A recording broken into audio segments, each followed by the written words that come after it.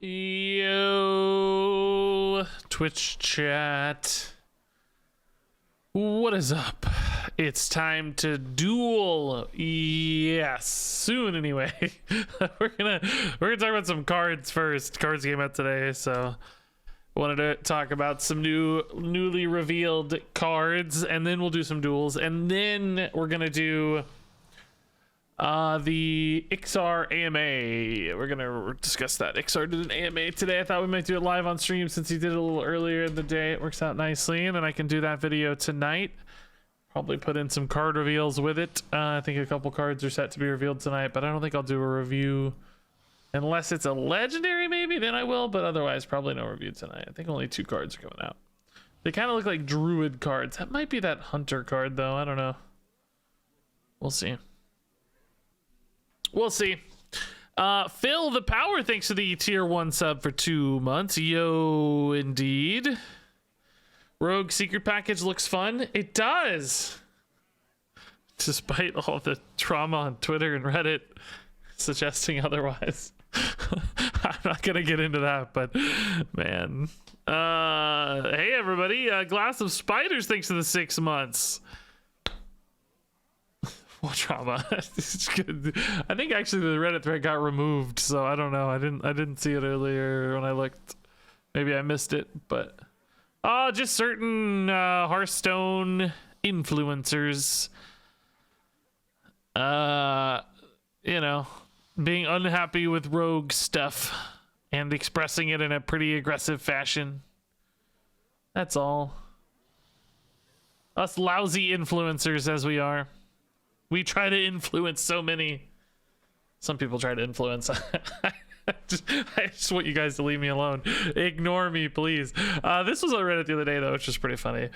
RegisKillbin goes to Blizzard jail for revealing a card too early. I don't know what it is. Literally anyone with a beard and glasses is me, apparently. I get so many photos and images and teasers and stuff of anybody that looks remotely 2% like me.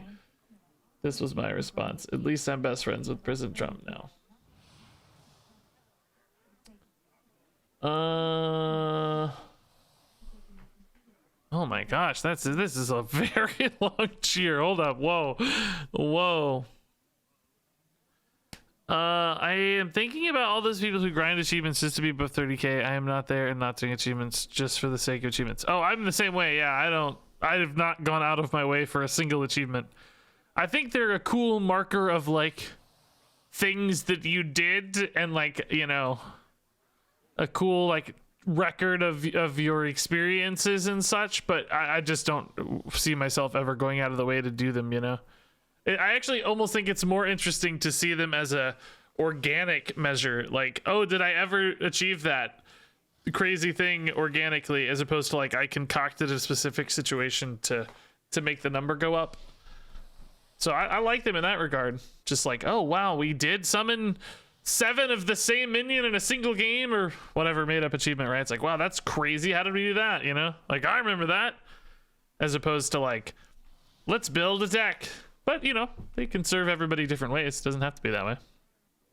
Some people like the big number, but I'm with you. I'm the same way.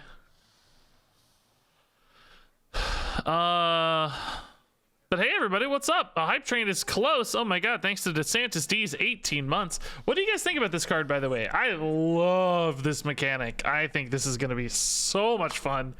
I can't wait to build like crazy Death Rattle decks and duels, like a secret Death Rattle rogue and duels and a standard. I think this is gonna be so fun. I can't wait to see this dude in action. I don't think it's gonna be great though. For the record, I think it'll just be awkward a lot of the time.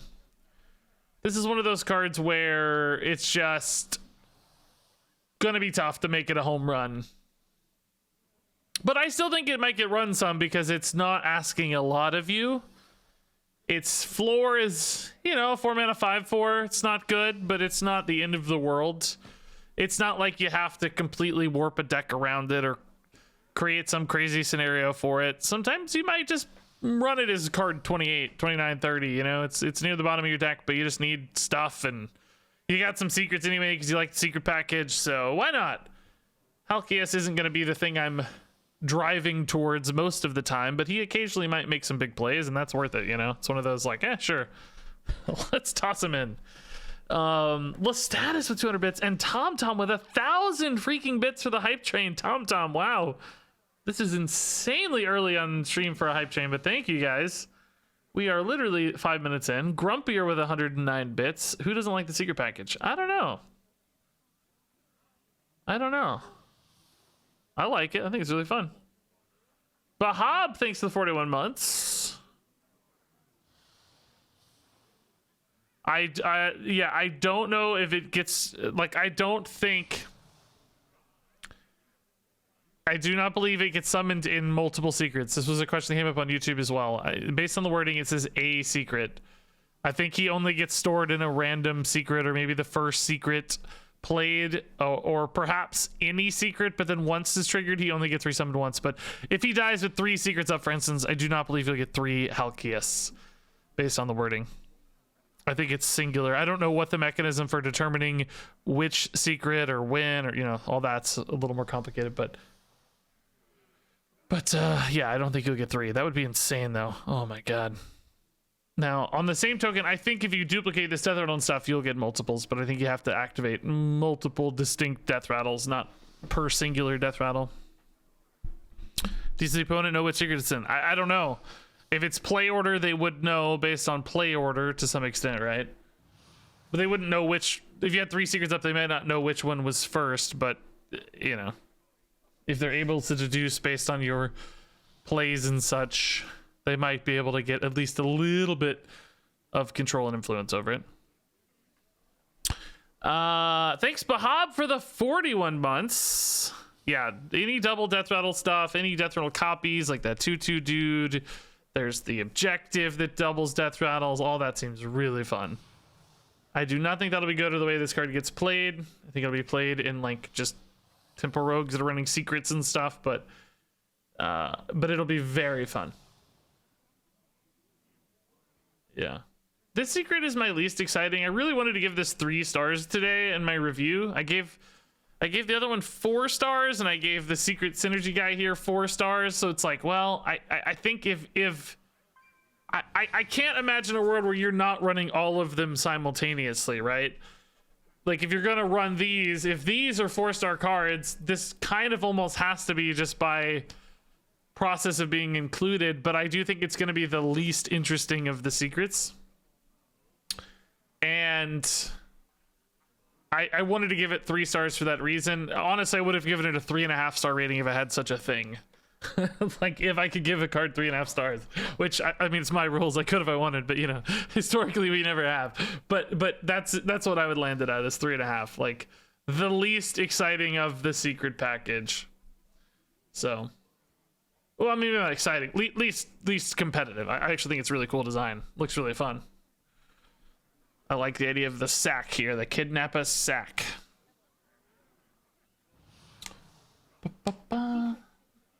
It could not, no. That last star, the last star maybe is in the sack. Maybe that's what happened. So really cool.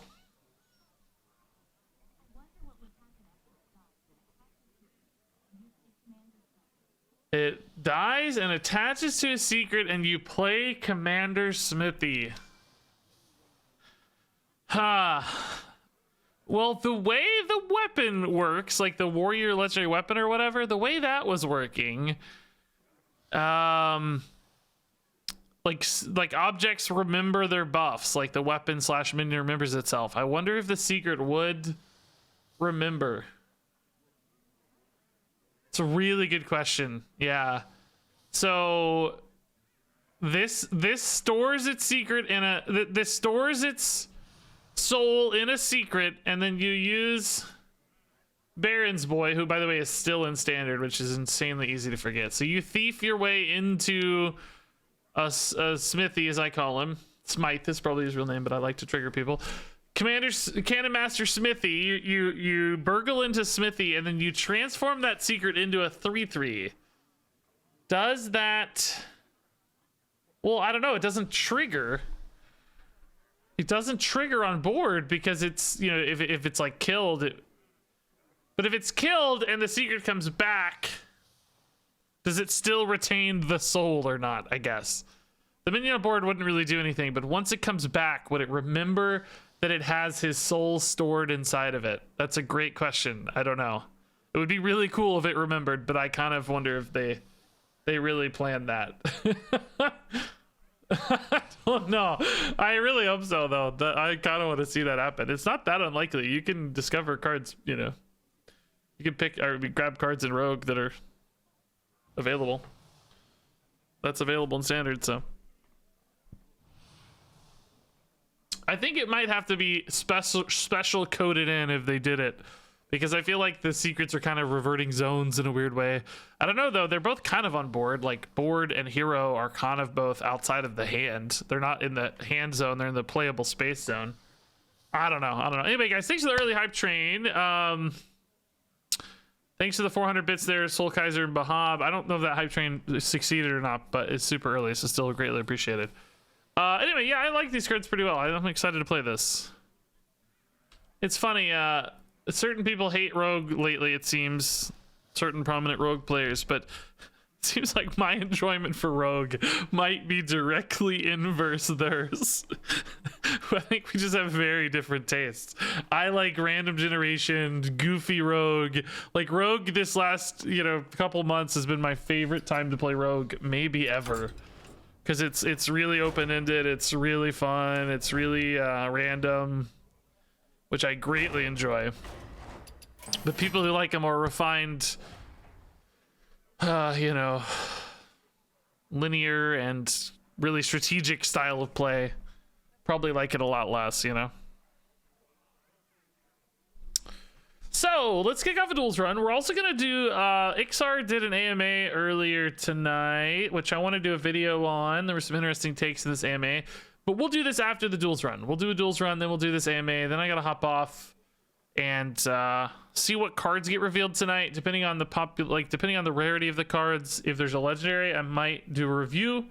I'm not expecting legendary though, so I think I'll probably just toss those reveals into the AMA recap video and just kind of do both at once. Here's an AMA, but also some cards got revealed, sort of thing. And then save those cards for the review tomorrow morning at 8 a.m., I think. Anyway, that's the plan. So let's see, what are we gonna do in duels? We've been doing some fun stuff. Are there any other good passives we haven't really explored? I know we had a lot of fun just doing that Forgotten Depths passive. That could be interesting to try again. Beckoning Bicorn I've never done. Pirates. I've never done Coil Casting. After you play your first Naga each turn, add a random 1-cost spell to your hand. That seems insanely cool. I didn't even know this existed, honestly. I've never seen that in my life. Can we do this?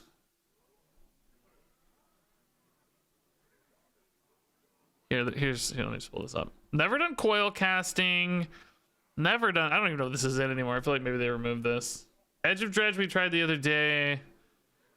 Never have built anything for Mulch Madness, but it seems really hard. Some of these aren't actually in the game anymore. I haven't seen this in ages. Grobby dude.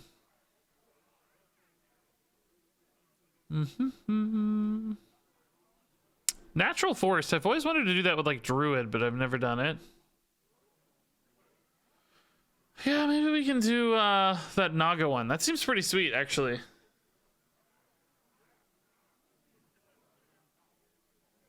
Yeah, Naga Priest I think is a cool idea with like because you make the spells 0, like some way to pay off the spell spam.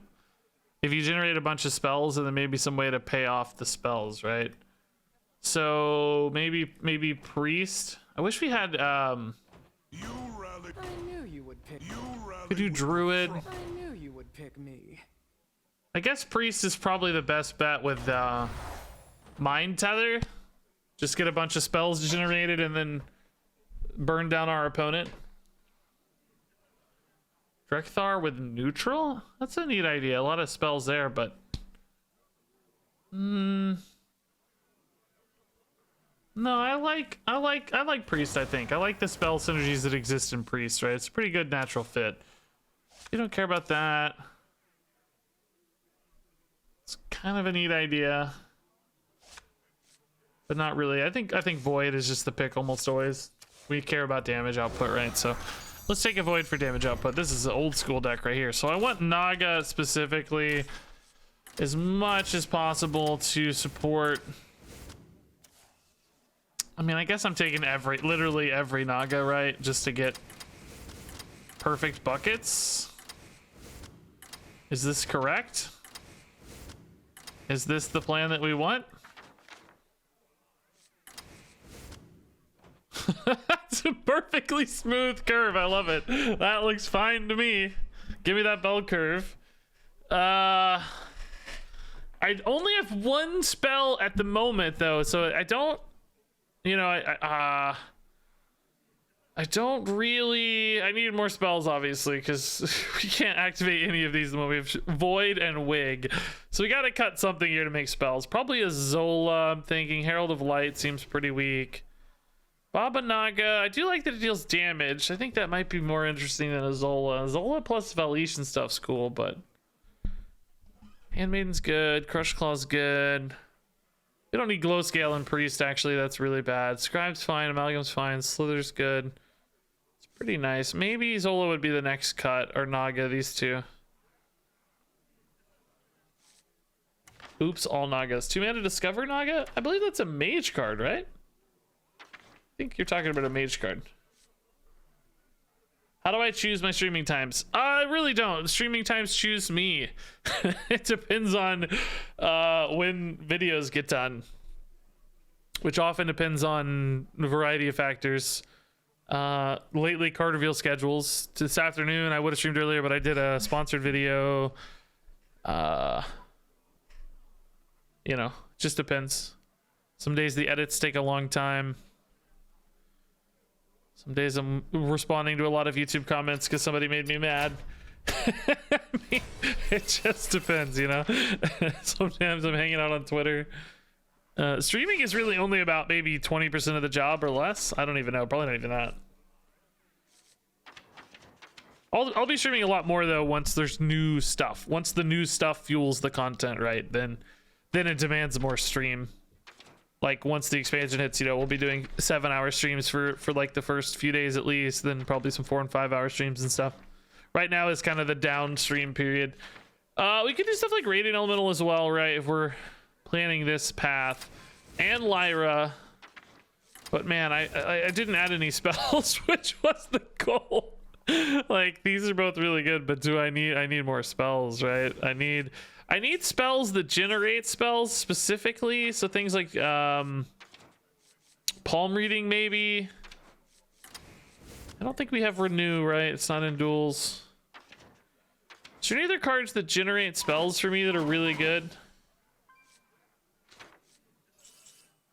I mean, Serpent Wig alone is enough in some ways to fuel, but maybe we ought to look for ways to grab the Serpent Wig with Shadow Visions, huh? It's probably better, because that way if I get a Serpent Wig, I know I can fuel. So I kind of get 2 chances to hit it. I really do strand a lot of the deck, though, if I don't hit Serpent Wig exactly, you know? No, I can cut Zola. I don't need Zola. I think I can cut Baba Naga too. Maybe palm reading's still good. Anything else you guys liked? What's the other one, like Shadow Visions Thrive in the Shadows? That's fine too. Not as good because it's not a copy, but still pretty good. Still does what I want, which is tutor to our good spells.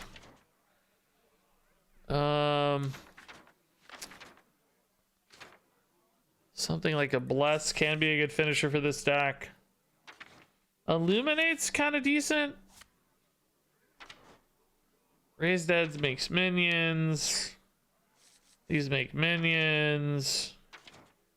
Gift of the Naru is okay. Gift of Luminance can be good with Radiant Elemental, but I think that's about the only time. I could do something like a Shard. It's pretty good historically in Duels. You need silence effects. The tradable means I can draw it out if needed. Is the treasure 1 time per turn? I didn't think so. Well, I don't know. Let's look again. Let's look again. Coil casting. It's yeah, after you play your first Naga. Yes, so once a turn. That makes sense. You wouldn't want 5 spells per turn or whatever.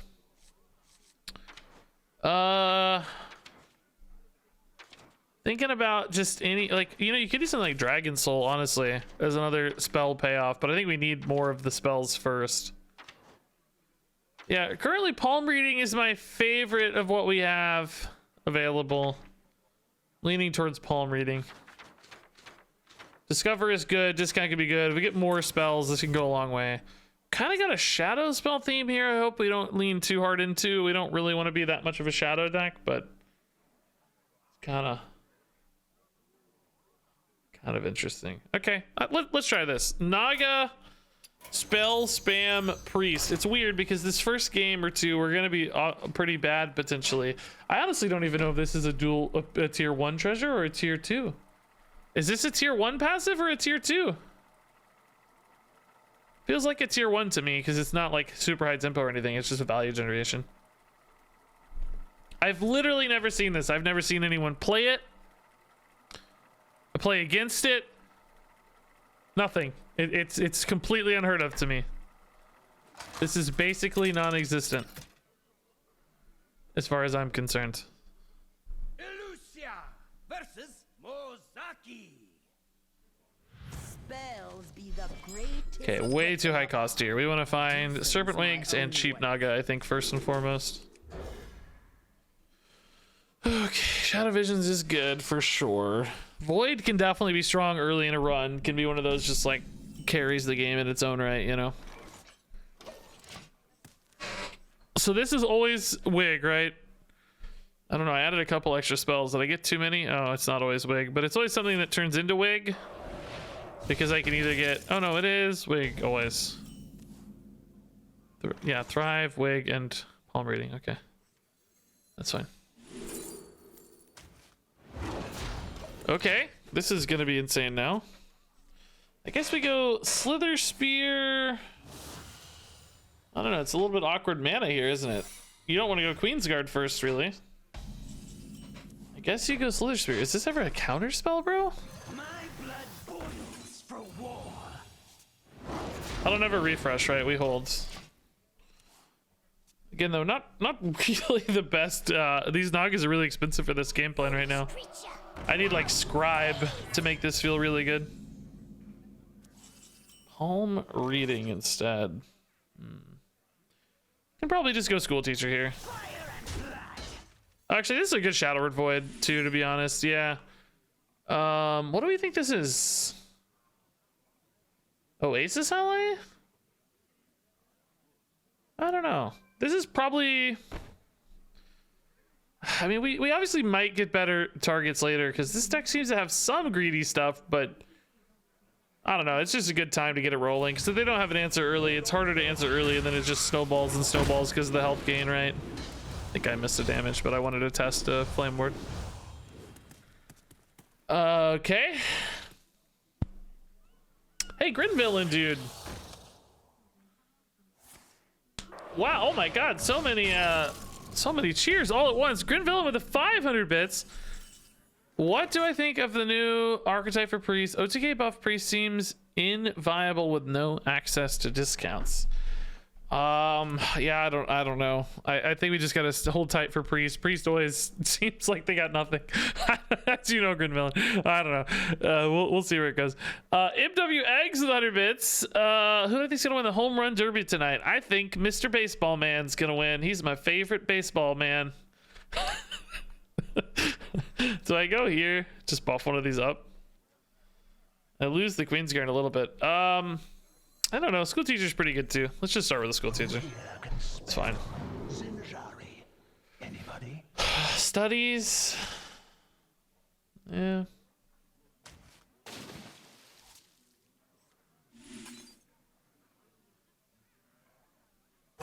Be quick.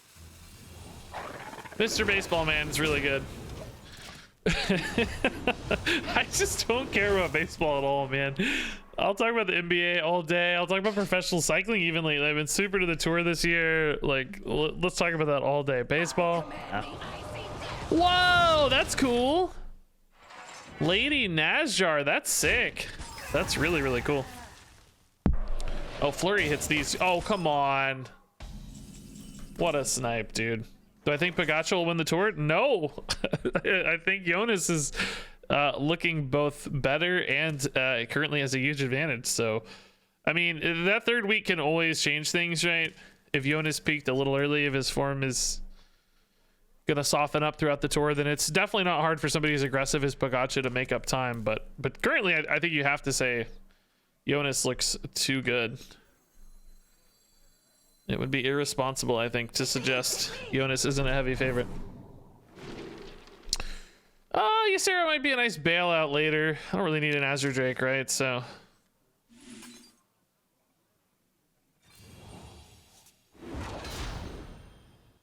What do I want to do here? This kind of sucks, actually. I don't know. Should have started here, maybe. Be quick.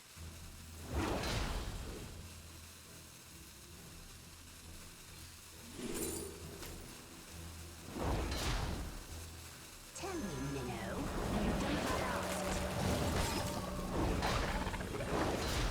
Okay.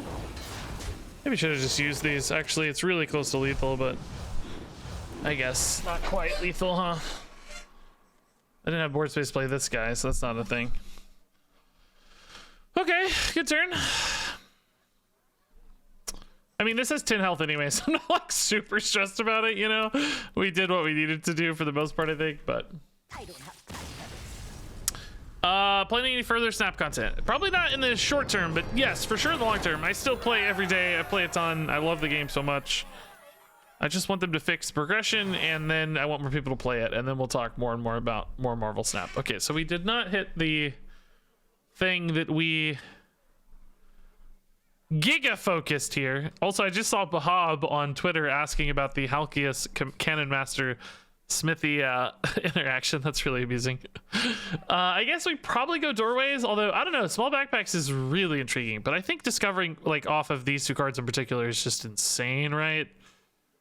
Getting extra copies of wigs and stuff is just crazy, and we can get other discovers later as well, and palm reading's really good.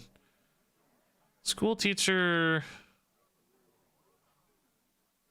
I don't think does anything, right? Doesn't seem like it. It's being taught the thing, not... I mean, do you get two Nogglings, actually? No, because you are discovering the spell that goes on to the... No, you don't get two. Okay. Queen Shar, though, is choosing a relic. It's not discover. But still probably quite good. Sir Lopalot, thanks to the 5 months. Amazing. Cora is still responsive. I'm sure will respond. Yeah, Cora has been awesome on Twitter with answering everybody. Yeah, let's go Doorways. I think it has more upside overall. I think we're gonna generate cards we care about more than just drawing too early, right? Oh, this is insanely perfect. Holy crap. This is absolutely dreamy. Completely nuts. Da, da, da.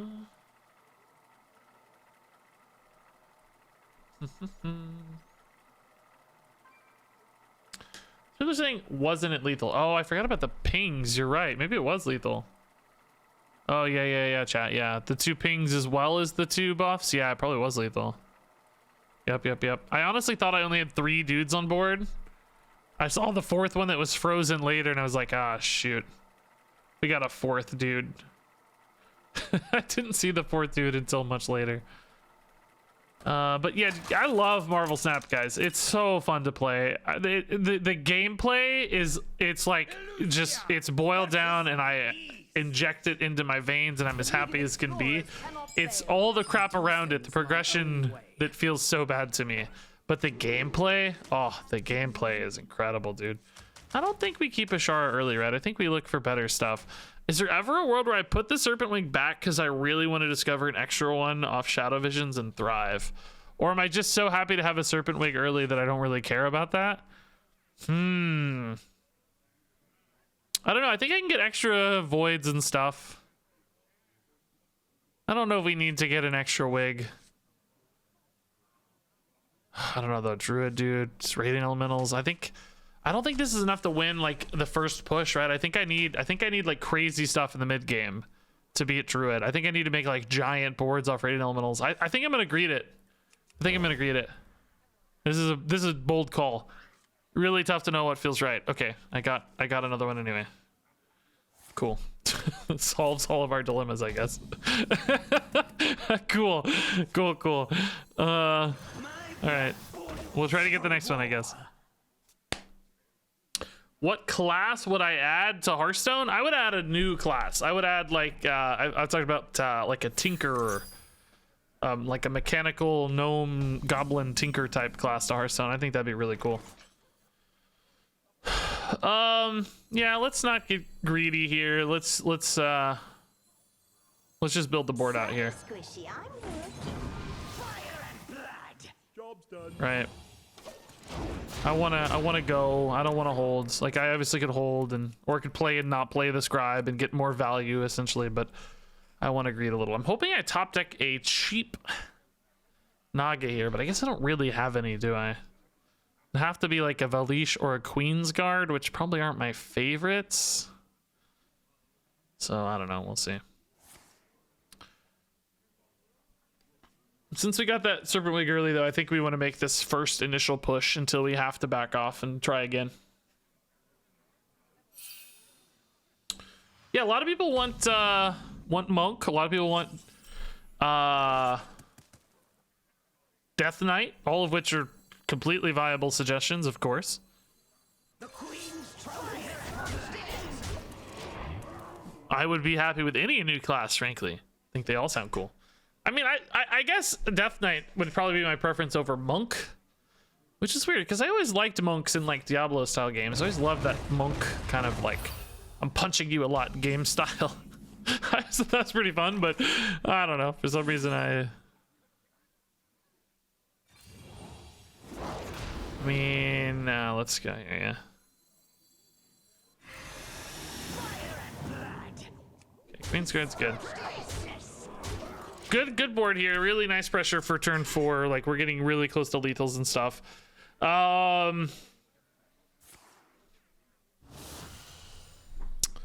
Thrive might be a lethal setup. Oh god. They can't pull this back from here, can they? Come on. Don't have the weapon, please. Please. Please. Hey, Bohus, dude, thanks for the 3 months. They have the weapon, obviously. They were picking what their next play is.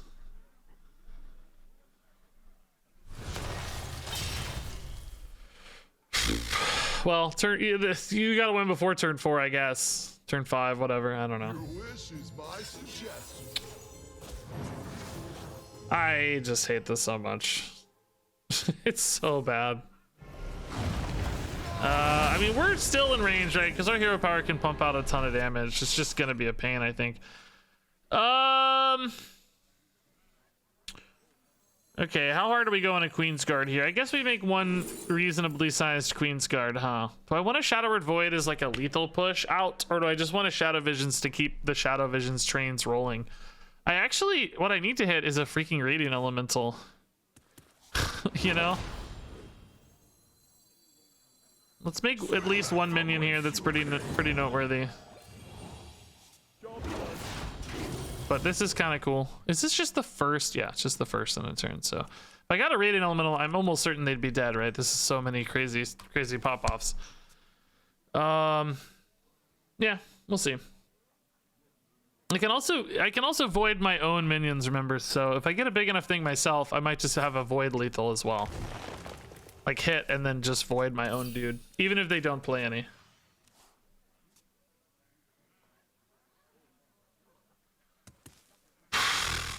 Okay, heal 2 would not be the end of the world here. Actually, it might be fine. They might just be dead. Because this would be 6 damage currently. Plus 4 is 10. The spell does another 1 itself. This is actually a lethal setup. I think it's guaranteed, right? Yeah, okay. That should be a game. Woo!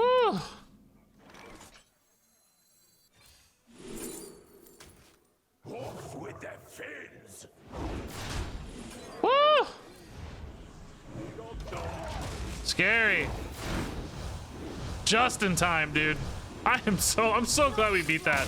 I'm so sick of it, dude. So sick of it.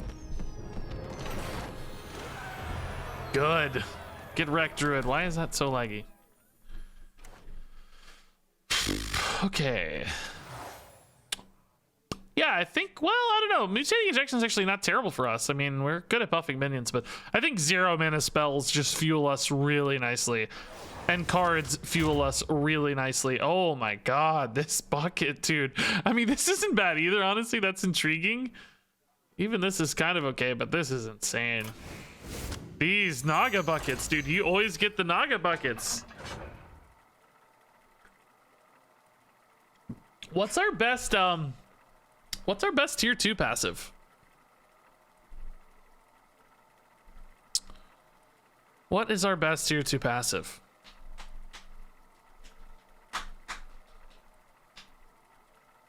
There's that other discover discounty thingy. It might be okay. I don't know what the floor on it is though, off the top of my head. Elusia versus Elise. The League of Explorers cannot fail. Okay, this is an excellent opener. I really liked that that wig a lot against Druid. I think I actually keep this one. Let's keep a Crush Claw. That's okay. It's a little more efficient than the Treasure Guard, I think, early.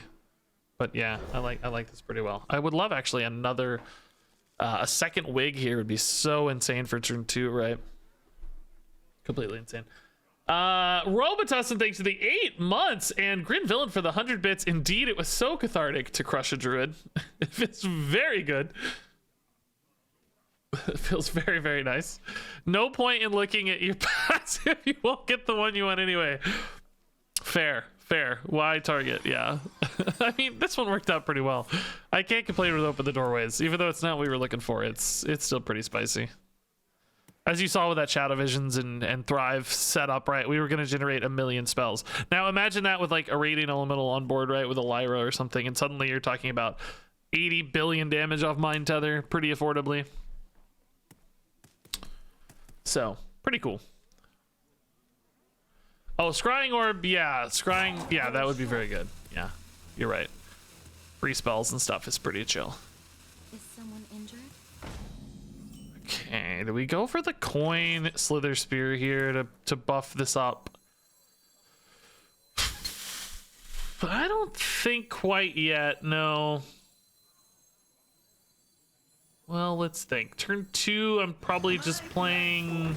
Probably playing nothing, right? No, I think it's okay. It might live. Let's let it live. If it doesn't live, that's fine too, but it might be okay.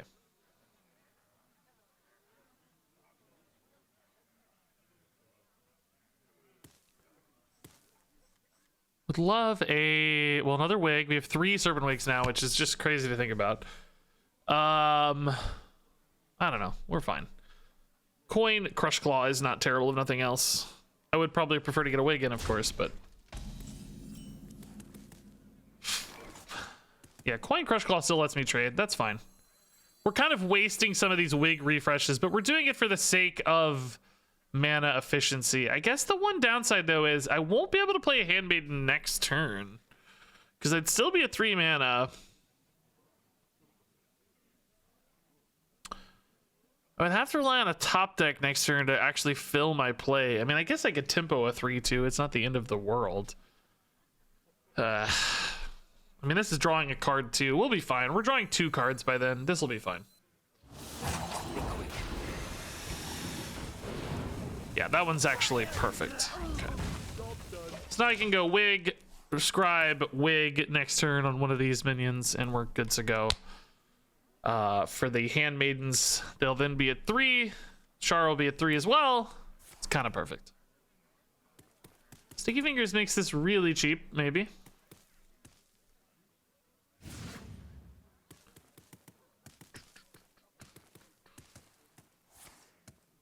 Lightning Blue. Whoa. Whoa. That's gonna be cheap too. Whoa. Oh my god. They're gonna make a lot of Moonfires. They'll probably kill this off. Pretty free to kill with Moonfire, but from there, I don't know.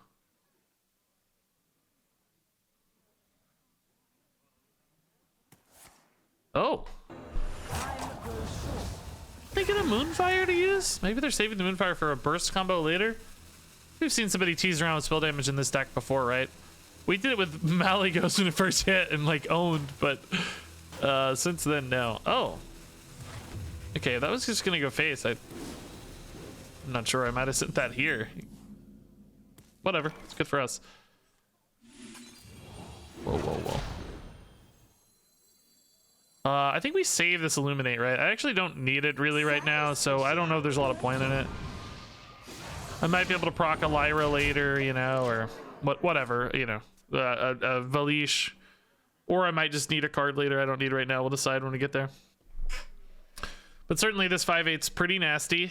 This is quite a bit of damage next turn as well. Enrage? Face. Okay. Shadow Visions. Into Wig, maybe? Wouldn't have mana to play Naga with it. Can I kill anybody here? Wig, Illuminate, Shadow Visions is 3. We've got 8, it's 11. Doesn't feel like there's any lethal setups, right? I think we're probably a little better off going Handmaiden to start. Like this opponent has made me a little nervous I'm going to somehow die, but I just don't know how. I guess let's split these stats a hair. It may actually come back to bite us in some ways, but on average, it's usually good. This is still plenty big, I think, so. We're definitely set up for a lethal here. Palm readings are just insane. I can't quite grab a Shadow Word Void yet, though. Yeah, that's 8. That is certainly not going to be enough. Swim back from whence you came. Cool. This deck feels pretty good, guys, honestly.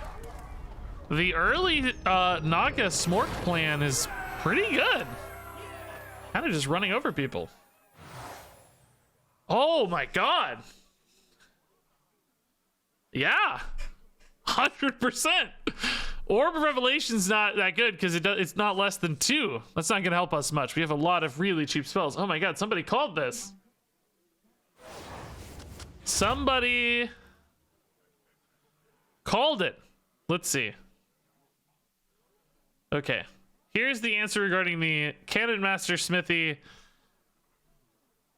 When the Secret transforms into a 3/3, Halkias is not summoned. That makes sense. That's what we expected. When the 3/3 dies, the Secret is returned without Halkias inside of it. That is what we guessed, yes. When the Secret transforms into a minion, it loses all enchantments that it had. Halkias' soul is an enchantment. Okay, yeah, that's what we guessed, yeah. Like we said, that would be the kind of default assumption unless they coded a special kind of use case in, which, I mean, why would you? That's such a crazy rare occurrence. Who would ever... Oh my god! We just keep getting this insane bucket! I mean, at some point, the Queen's Guards aren't going to be that good, but my god. Why is this bucket so consistent? This is how it's such a delight. I gotta really think about how to navigate these turns now, man. With a lot of these like Serpent Wings being 0 mana and stuff, it's gonna get crazy. I think Palm Reading's actually insane too now at 2 mana. Serpent Wing for 0. I mean, I guess I keep this Handmaiden because I'm gonna need a lot of reload if I'm playing out 0 mana spells. So Palm Reading on 1 maybe actually. I get 2 of the thing. They're both cheaper by 2 mana. Maybe we still Palm Reading on 2 so that I can Handmaiden more naturally on 3. I don't know. Let's just see what we draw and that'll change things maybe. Okay, Ashar is kind of fine, but a little slow.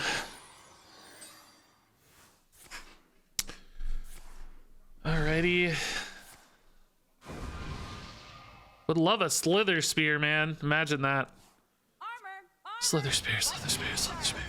2-drop would be good too, honestly. I'd coin a 2-drop Naga here. 100%. Oh yeah, we'll coin that all day. All day. I want to get out, right? So this is a monster already. We don't use this. We want to refresh it, of course.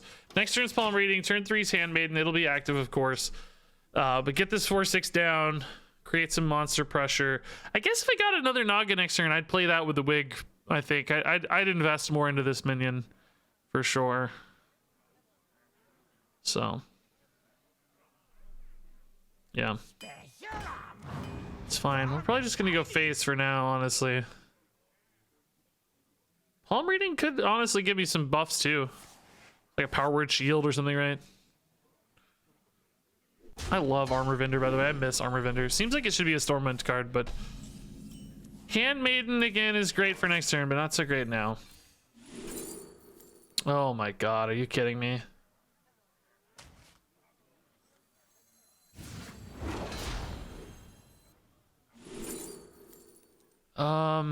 Yeah, I mean, we want Serpent Wigs, right? I only get one this time. Maybe I'll save this for next turn to get two, right? Maybe I actually should have thought about that twice, but I'm cool going once at least. So this would be Handmaiden double Wig. No, actually, Shadow Visions into Wig, into Handmaiden quadruple Wig, I think? Shame that died, that's sad. I think I'm playing 4 Wigs next turn? Oh my god, dude. Yeah, got the Wig, that's good. I have hand space? Yes, actually, just barely. I thought I got. Why did I only get 2? I thought I got. Oh no, I do have 4 Wigs. Okay, never mind. I saw it wrong. Okay.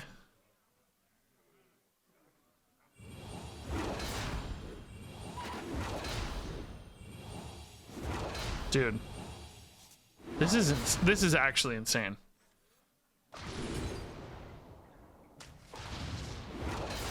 I'm gonna make hand space there, right? This is actually insane. I mean, this is completely nuts. I do not understand. Everyone is extra damage too, remember. It actually adds up even more than you think. I could take this into a Void. Void would be pretty good against that, honestly. Because I don't want to have to run the Wigs into the taunt, right? I need a board clear, I think. Getting a... Oh yeah, the bombs are shuffling. That's right. Yeah, that makes sense. Can I get a Void?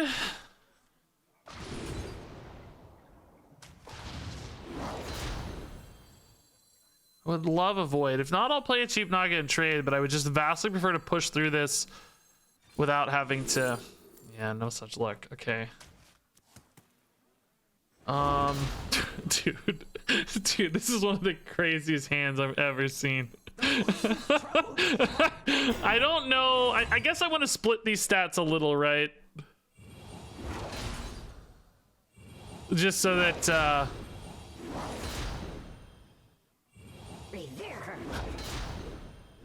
dude, I don't even know. It's so much spam damage off the spellcast. This is one of the most fantastic hands I've ever had. I have 6 Serpent Wigs, and they're all 0 mana forever. Dude, Lyra next turn. It's so insane.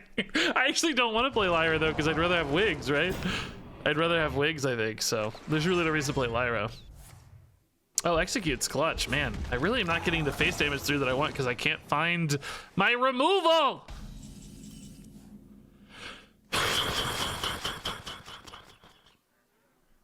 I'm a monster, yeah.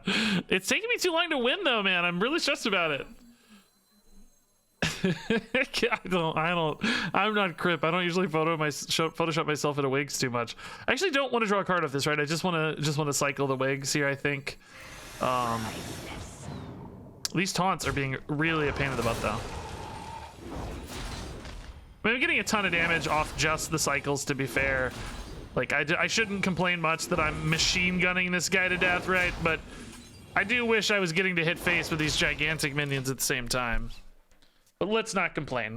We're in a pretty good spot, all things considered. How much bonus damage have I done firing off Mind Tethers from each Wig? I'm cycling 6 Wigs every single turn. I guess I'll just burn some cards off the Handmaiden. I don't know.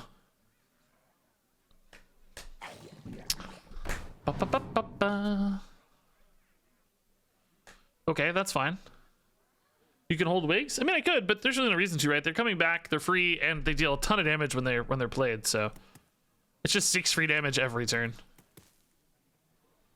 Oh, maybe you mean to burn bombs, as somebody else mentions? Yeah, that's a possibility. I'm not super worried about that yet, though. We'd have to literally draw.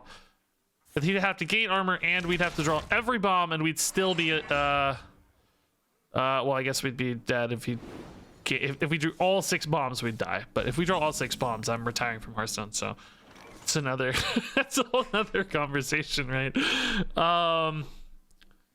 Yeah, maybe Handmaiden here is good. Do I have any lethals? Because this is like 12 and 14's 26. It certainly feels like lethal, doesn't it? Yeah, this is always lethal. It's just like insane damage. Do, do, do.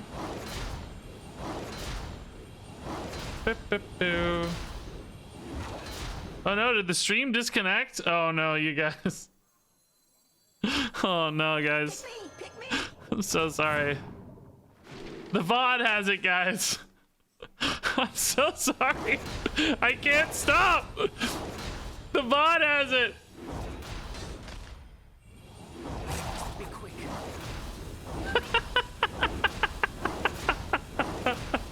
Oh, guys, I'm so sorry. Oh, God, I'm so sorry. Oh, no. Oh, God.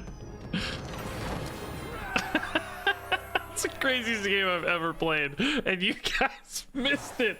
You guys, it's the craziest play I've ever made, and you guys missed it. Oh, my God. Let me see if I can, pull. Hold up. I can pull up the recording real fast here. Hold up. I think I could pull up the recording real quick and have you guys watch it here. Okay, hold up. Since you missed it. Okay, here was the start of the turn. This might be too loud. I don't know. So this was the turn. I think this is where it DC'd, right? Do I have any lethals? Because this is like 12 and 14's we'll 26. Watch it again. It certainly feels like lethal, doesn't it? Yeah, this is always lethal. It's just like insane Watch damage. This turn. This is the craziest thing you've ever seen in your life. Look at this turn. Look at this turn. Oh no, did the stream disconnect? Oh no, you guys. Oh no, guys. I'm so sorry. The VOD has it, guys. I'm so sorry. I can't stop. The VOD has it. Be quick. I played 18 Serpent Wigs in one turn. I'm so sorry. 18 Serpent Wigs in one turn. Oh no. Look at this. Oh, look at that. Amazing. Amazing. I think we take Banana Split here, by the way. Chaos Theory is rare, but I don't think it's that good for us. We don't actually want randomly chosen targets or anything. Banana Split, like buffing a big thing or a Radiant Elemental or whatever, could be pretty sweet. We don't go wide enough for Canopic, so. Oh yeah, okay, perfect, yeah. It's great. Northshire Cleric actually kind of bad for us, but I don't mind having just a 1-mana minion. That's okay. Just bodies to buff sometimes can be useful. I would prefer not get consistency, but we take it. All right.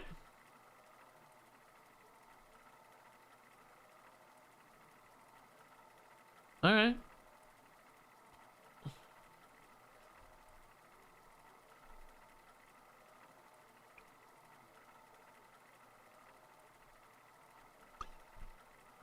That was fun. This deck's crazy, by the way.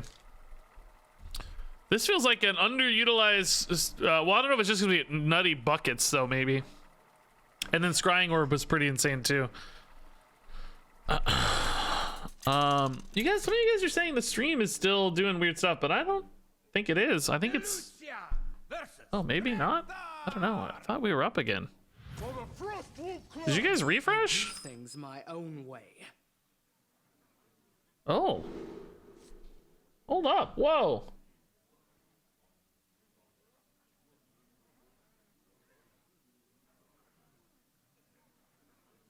Let's see if this works again.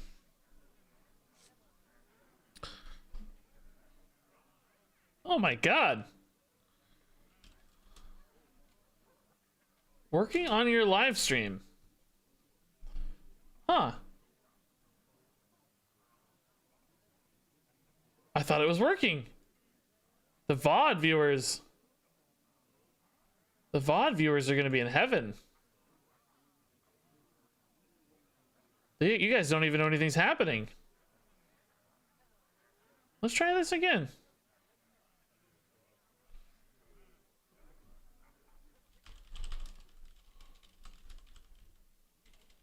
Hey, do you guys see me?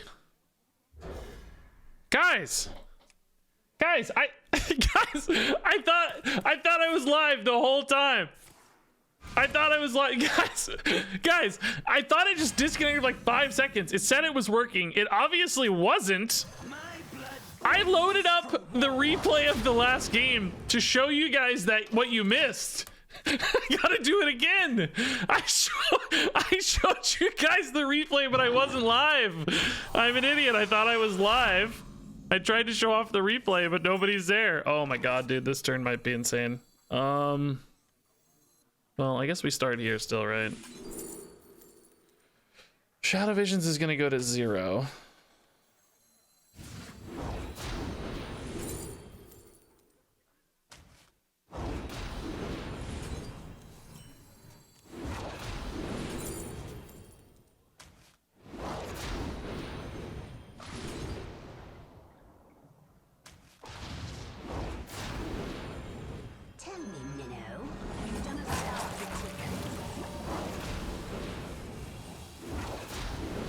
Let's go here, I guess. I don't know, it might have been lethal, but I'm too scared to try it. You know what? Screw it. Let's go. Ah, I think it might have been lethal if I went here. I don't know. It was close, right? The Radiant Elemental didn't help. I don't know. Good turn 2. pretty good turn 2. I mean, we'll take those. It's not even turn 3. That was turn 2. I gained mana, remember? Yeah. It's like he's turn 3, honestly. He played a different Sky Talon. Oh my god. Oh my god. He played a different Sky Talon, guys. Oh my god. Oh my god. It might have been lethal if I gone here. We just needed to hit spells. If we'd hit, because I could have got a refresh, right? Maybe it was. Did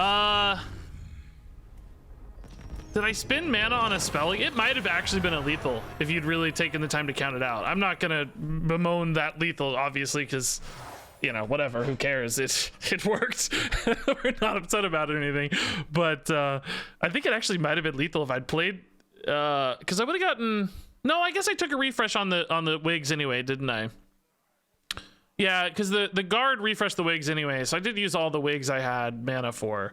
I would have had to hit 2 more spells off the. I think I don't know. It was close. It was close.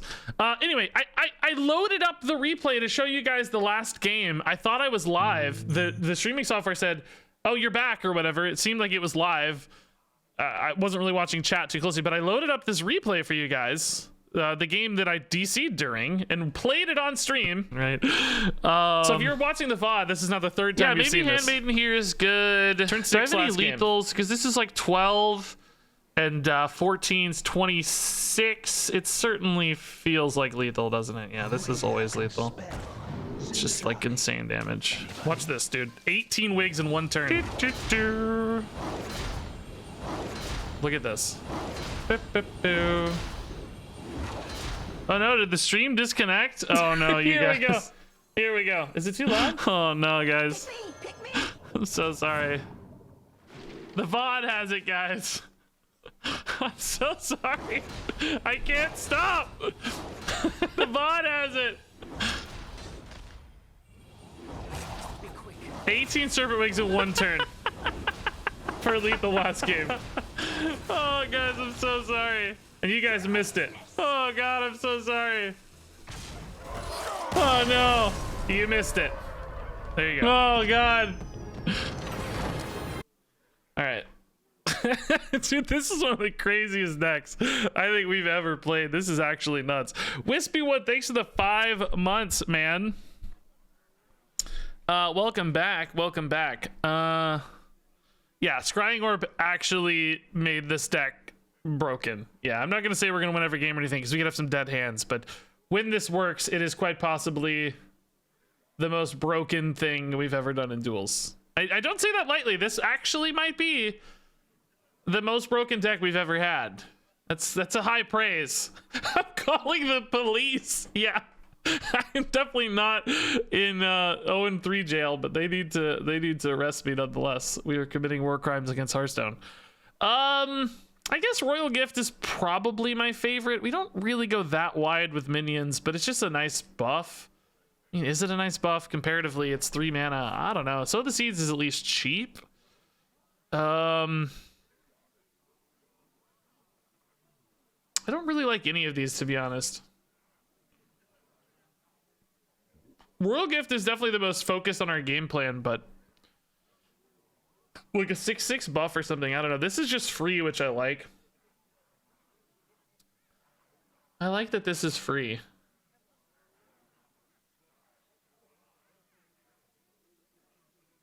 It's not like the buff is irrelevant. We do have a lot of minions, actually. Yeah, we'll take so.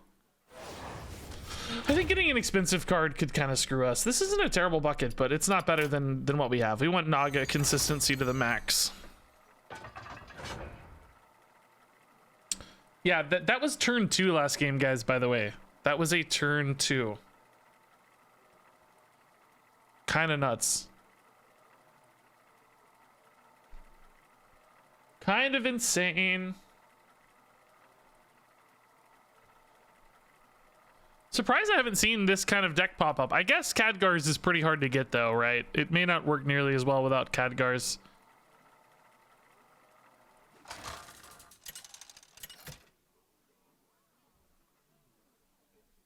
Elusia versus Brad. Pretty hard to get. True, I discovered it is +2/+2 to the whole deck. Yeah, you're right. Double it up. Yeah, it's a good call.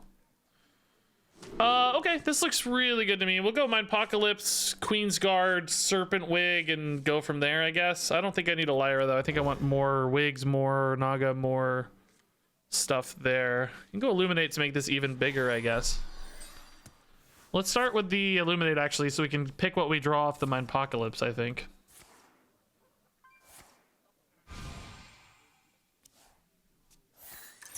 Because something like a Shadow Visions, right, could be pretty nuts. Ooh, Slither Spear as well. Oh my god.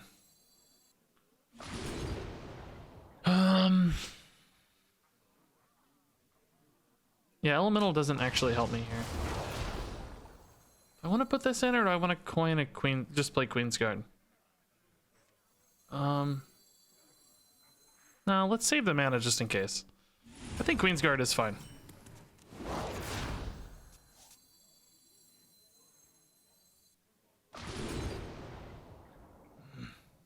Don't love this though. Okay. I mean, I can't complain. This is a good turn, but and I have coin here next turn too, so it's a pretty good turn. I'm gonna have 3 8/10s next turn, so I guess that's okay. Like holding back a little. I don't know if that's right though. Maybe I should just go all in, right? Like maybe a Slither Spear was just better to have down here. It doesn't scale as quickly as this though, because this netted quite a bit. But I think holding coin is good. No Priestess of Elish for like a crazy turn this time. I think we're well positioned against some 1/1s though, to be honest. Do I ever put in the Wig just to make it bigger again? Whoa, what are they doing? And they're not killing this, no way. Oh my god. Wow. Okay, they did take 8 at least, but I am not thrilled, to be honest. That's kind of annoying.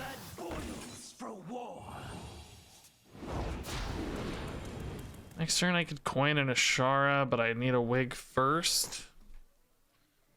No, let's try to hit a split next turn. Man, what a great answer. Runic Helm bailing them out, dude. That's a crazy good answer. Hopefully this survives, but I don't know. I don't trust anything anymore, man. They're going to town. Crazy.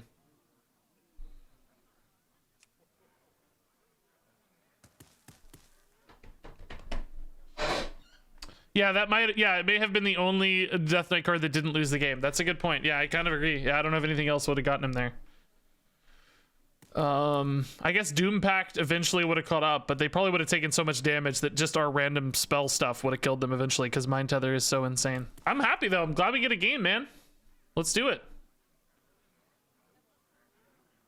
I love that it's going to be closer.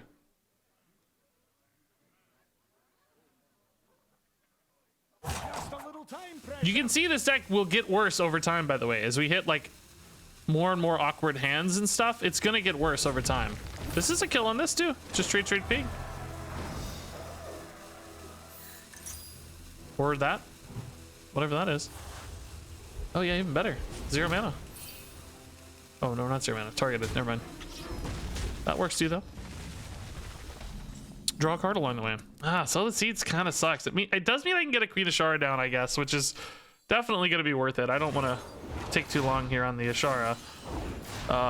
We have plotted long enough. Now we rise. Yeah, I think we just go. Oh, dude, if I think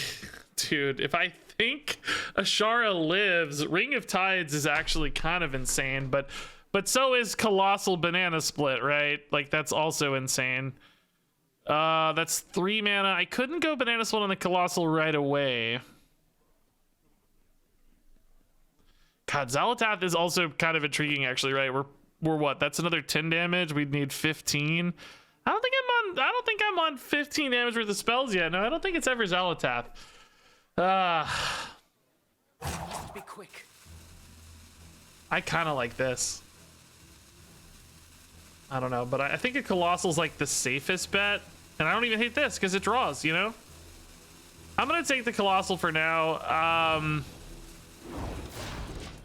I just think it's the most current value. Like, you know, Tidestone's a little more value overall, but not really that good of spells on average. Not that they're that large of a portion of the deck, but this lets me reset if I need to and still play for like a good Banana Split later, maybe. I just think this offers us the best path kind of in the midterm, I guess, let's say. This is the best middle of the road route. That is insane, dude.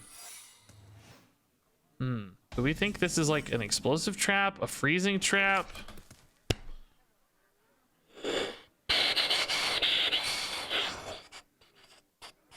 Either way, I mean, a Banana Split here is still pretty legit, right? Explosive trap, I guess it would leave all of them at 1, which would really suck. It's most likely to be explosive, right? Because it's a quest hunter and they care about dealing damage. I don't think...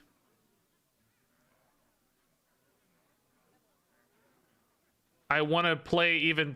Like, this would be pretty weak in that case because they would all go to really low health totals. And Death and Decay then answers him. Yeah, Buckets could have gotten him anything. That's why I very carefully said it's most likely to be Explosive Trap, but does not indicate it is guaranteed to be by any means. I think we just hit and then make the Colossal here. I think there is an argument to holding the Colossal for a turn. Be quick. If I want to play it alongside the Banana Split immediately, though, like, what, you know, what do I prefer here? Oh, I guess I can add it to my hand anyway. I'm not to play it right now. Yeah, let's wait. These are actually insane together and better against a board, right? So, actually, what do I get? I really only get 1 extra Gaia off Banana Split here, right? Because, the second Gaia will summon. No, I should get. Yeah, I should get 2 Gaias and 3 Gaias and 4 drills, right? I don't know. I think. Oh, a mini to hit. Oh, that's great news. Okay.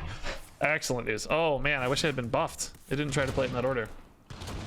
I should get 3 Gaias and 4, because the first 2 Gaias... I'll explain what I mean. 3 Gaias and 4 arms. Yeah, exactly. How much damage is this? Do I put the wigs on this to make it even bigger? I don't think so, because I want to play around Brawl a little bit, right? I don't want to play into a Brawl too hard, so I need to save these wigs for like a reset or something. Either way, though, this should be a ton of damage. Yeah, now we'll get the third Gaia, right? Or does the... Yeah, okay, perfect. That is excellent, because it's... Well, I guess this is going to die a little too fast almost, but... I don't know that putting all three of these right in a row together was a very smart idea. I did not position this especially well. I should have killed exterior one and left one in the middle, I think, for any sort of like random cone of cold or something. I don't know if that's a huge issue. I guess this is better against crushing walls for Hunter, to be fair, if that's a thing that we have to think about. Oh my god, Doom Pack, dude, it's crazy. Egg is gone, rifle's gone, quick shot's gone, wand is gone. That's a big deal. Man, we burned a lot of good cards there. Very cool. So, yeah, let's go here first and then Ashara later, because I might need the reset on the Ashara. Now I think Xalatath is really good.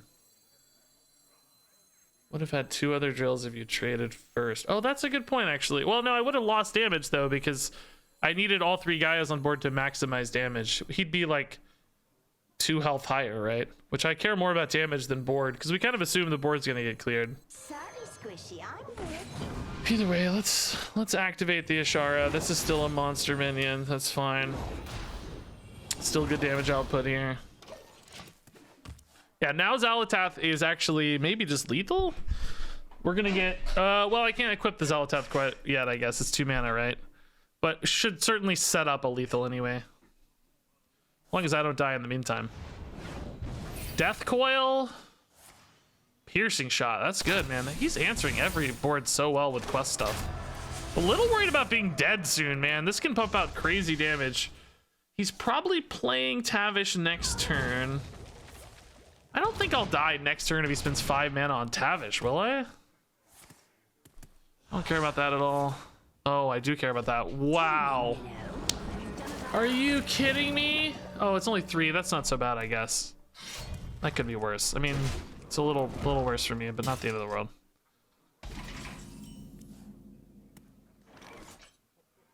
Okay. Yeah, it's got to be this, right? We have plotted long and Hopefully I'm not dead. There's an extra 5 damage here.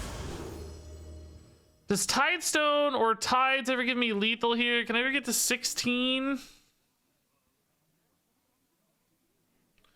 This is another 6. This is 7. I would have to get a 1 mana Naga.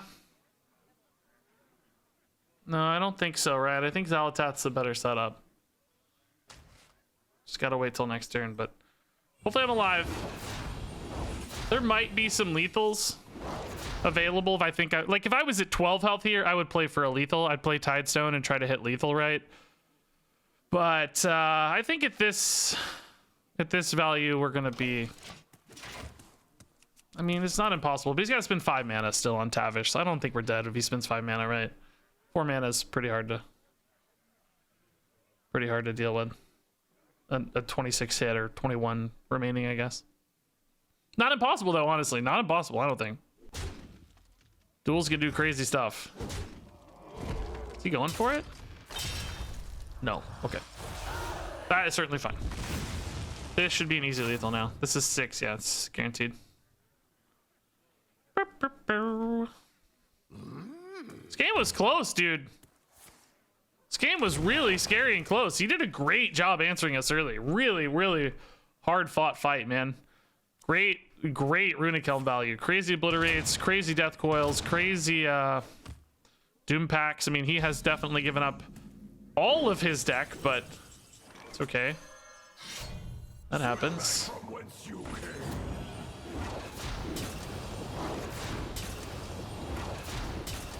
Ooh. Dirty, dude. All right. Good game. What's good today? This deck is pretty good today, I gotta say. This deck's pretty gross. Man, you know, Priest of the Feast is kind of cool to give us some healing. I don't think it's really important for us, but Renew is insane for us.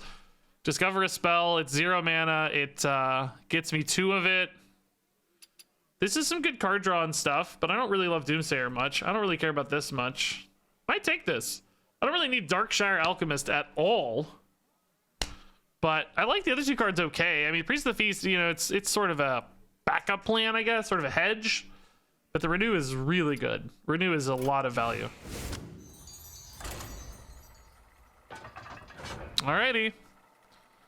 This deck is a little hard to play, but not really. It's one of those decks where it's like there's a lot of moving pieces, but it kind of also solves its own problems, which I like. I don't have to think too much. I just kind of start spamming spells, right? And things work out. I just start playing cards really fast and tends to solve its own problems. You've got to get your wig ordering right, I guess. That's about the only challenge.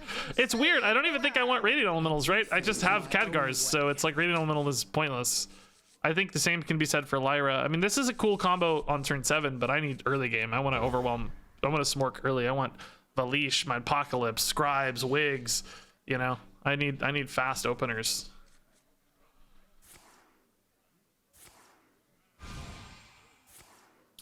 From the swamp and rally the troops. Okay, so they have quite a bit of value generation potentially. This is a sick pair. We'll hold on the Illuminate, I think, to bump this guy up one more. That's always really nice. Illuminate into what? Like Shadow Visions is probably my move. That is a scary start. Crap.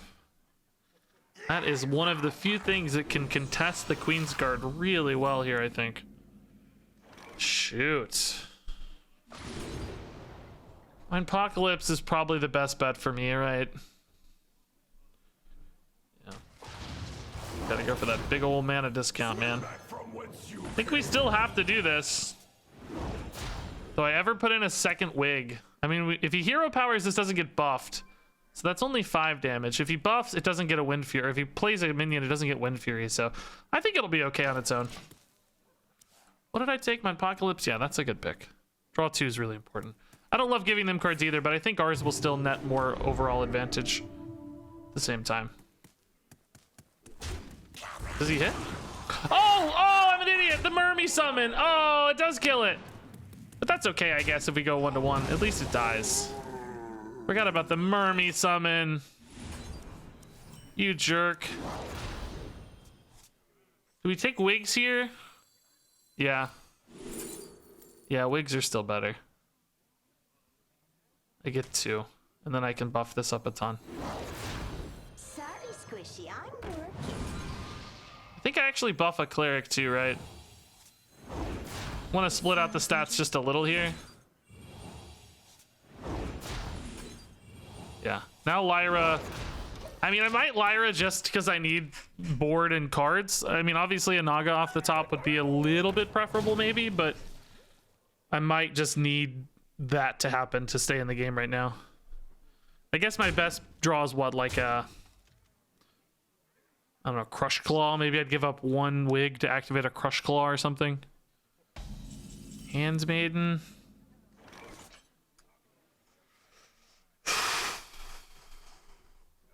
Yeah, I have to give up the draws here.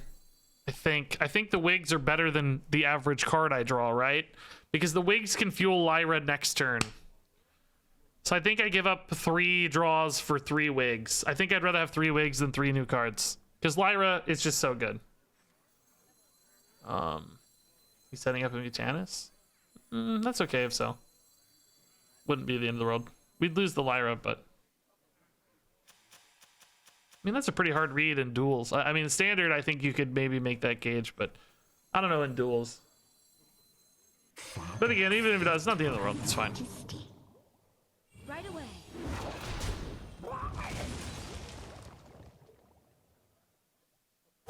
Be quick. Yeah, I don't actually need that to live, do I? Who cares? Let's just go face. They play Mutanis, we just smork really hard, so it's okay. Alright. Don't give that poisonous, please, or I lose. If that gets poisonous, I think I lose. Okay. Not poisonous, but still a huge AoE maybe. They have so much mana here, potentially. Oh, that looks like that's going to be enough to clear my board, right? Well, maybe not everything, I guess. Oh, that will be. Yeah, that will be for sure. Jeez Louise, dude. I need an AoE off this Lyra. I also need Priestess Valish off the top. This is so gross together. Maybe this one? There you go. 23 off the Lyra here. I mean, do I go for Lyra next turn or do I wait a turn ever? I could just wait a turn, right, and farm more mana. Queen's Guard I can just throw in for free here. And then Lyra next turn, I think. Every cycle here is 3 more damage too, remember, so it actually adds up to a lot. Especially if they keep trading in and stuff. I think that's okay. As long as we're keeping them occupied and we're not dead. I pivot into a Lyra AoE when I have more mana left, right? 3 health is a weird breakpoint for Priest, though, with only 2 mana on the Lyra. It'd have to be a 3. Oh, that means we gotta go. Okay, no more time. Need to kill stuff. Oh, God. Uh-oh. I need... Oh, my God. No way, dude. Oh, God. Okay. It got even worse. I'm not dead, though, right? I need Shard, number 1. That may not even be enough anymore, though, honestly. It's pretty spooky. I need Shard. I need... I don't know. We just go, right? We just see. Okay, that's an excellent start. That's a really good start. Tomb is not so good. Oh, you're kidding me, dude. This is scarier, right, than this. Ah! Dead. What is this, dude? What is this? Why? This is a pretty good start with the Devour, man. I need like 3 of those, right? That would have been really the way to go. Hey, Bohus, dude, thanks for the 1,000 bits, man. Just completely dead. There weren't a lot of good options, right? Because, like I said, I needed an AoE or a, you know, I think Shard of the Naru would have been the kind of number 1 pick. But outside of it, there aren't a lot of cheap priest AoEs. I guess we could have gotten like some, I don't know, what's that one thing? I don't remember that. I don't really want these. Surly Mob is the cheapest. I think I'm going to take it. Royal Gifts, we just don't have that many good board shapes for that. And 3 mana is a little pricey, I think. Let's go Surly Mob. You wanted a triple on the Entomb, yeah. It's actually not too bad, but not really a fit. We want Naga consistency. I mean, we could have tried to go a turn earlier on that Lyra. It's just, you know, imagine with even less mana how much harder it would have been, right? So many other spells would have stranded us even faster. So I feel pretty good about going when we went. Just, we needed some crazy chains. We needed Shard to buy like 1 more turn. We needed like maybe a couple Devours. We needed, I don't guess there's a lot of good like 0 mana AoE is the problem. Or even 1 mana AoEs. I guess Condemn would have been pretty decent at 1 mana. A couple Condemns, for instance, would have wiped a lot of the board, that sort of stuff. It was gonna be hard to get there. That fungal, Flurgle, what's his name? Firemancer Flurgle turn into the scout turn is what killed us, right? That was so swingy. They did a ridiculous amount of damage there. Okay, this is an awesome opener, actually. We can coin the Queen's Guard on 1 with this setup and just go to town. Renew's even more insane. Oh my god. Okay, this is gonna be a monster Queen's Guard. Actually gonna be insane. So I guess we'll open with the Renew, just see if that changes our decision at all. Then we'll Illuminate. Then we'll Queen's Guard. We might take something really cheap off Renew just to buff the Queen's Guard, right? That may be the play. Hey, Teets TV, thanks. Love your name. I haven't seen Goggles in a while. It's so good. It's been rare lately, though. Did they make this more rare? Maybe they did. Maybe they made it ultra rare, right? I don't know. Whatever. Okay, what's my best draw here? Shadow Visions is it limits the Queen's Guard though, right? I need the 2 mana for the Queen's Guard. Only if this were to hit Mindpocalypse would I be really pumped about it. So I think we have to save that for next turn. Psionic Probe is awesome because it's cheap, yeah. And it's a value generator too. Oh my god, are you kidding me, dude? Oh my god, are you kidding me, dude?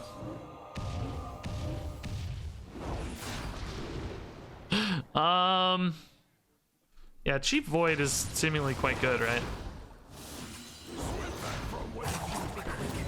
It's actually as big as I expected. I'm actually a little disappointed, to be honest. I honestly thought it was gonna be bigger. I thought it was. Don't clip that. Don't clip that. Don't clip it.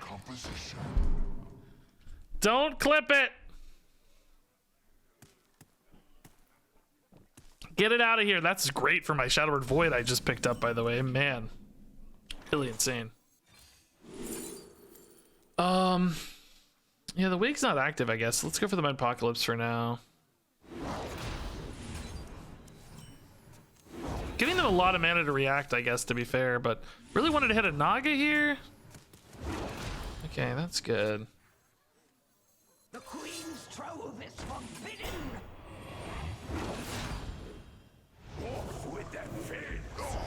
I've never seen someone complain about their plays as much as I am right now when I have absolutely cheated. Wasn't that turn 2? Yeah, because I played double Mind Apocalypse. That was turn 2. And I'm complaining about it.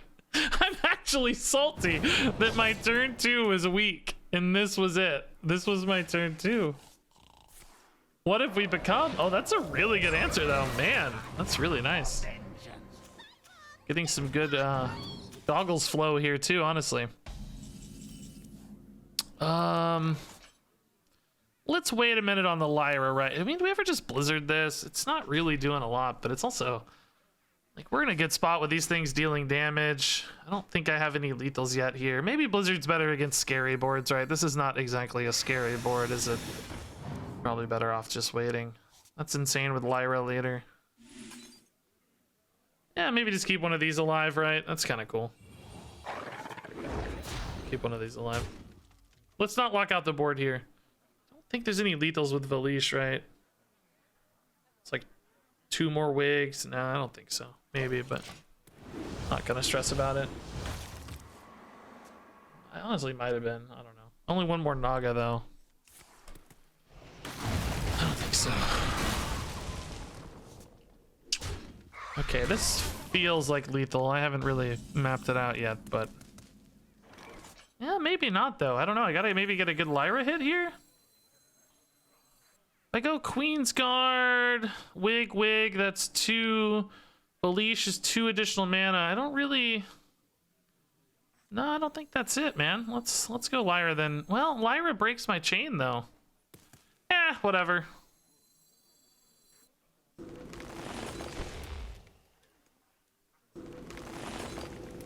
I don't know, figure it out, right?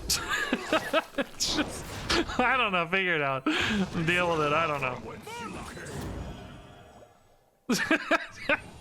That's worth, this is worth 2 more spells. But that's not enough. I don't have any mana left, right? Yeah. Not quite lethal yet, not quite lethal yet. Very close again though. I think Lyra Valish next turn is almost always lethal, right? Oh, these stay frozen. Interesting. I think we've had that interaction before, now that I think about it. Because even though they're new minions, they have not had a chance to attack yet, so they're still frozen. The enchantment is only... The enchantment only carries enough detail to tell you that it's frozen. It doesn't carry the detail to tell you that it has already lost its attack phase, which that's actually totally reasonable, because freshly summoned minions have the Z's over their head. You wish to match wits with Always me? good to know that. Okay, this actually always hits Kona Cold or Blizzard, right? So they're gonna at least lock down a little here, it looks like. It is not that Oh, no, they're not. Oh, no. Doggrass, why don't you have the Root of the Archmage treatment? No. So sad.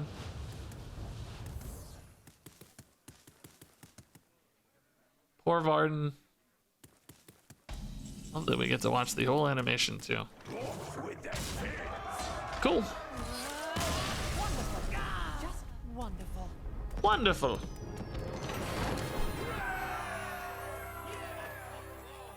Okay.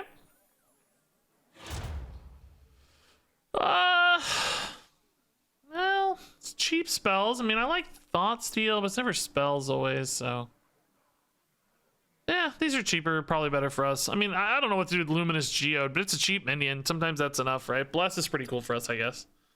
Bless is worth a little bonus damage and pretty cheap. That did make the deck worse though, right? The deck got a little weaker there. Now that, on that note, you know, most people's decks get weaker as the run goes on, so that's not inherently a bad thing, but definitely noteworthy. Hey, Odin's Beard, thanks for the Prime sub. By Odin's Beard. Versus Sir Finley. All right. Oh, Shadow Visions is insane.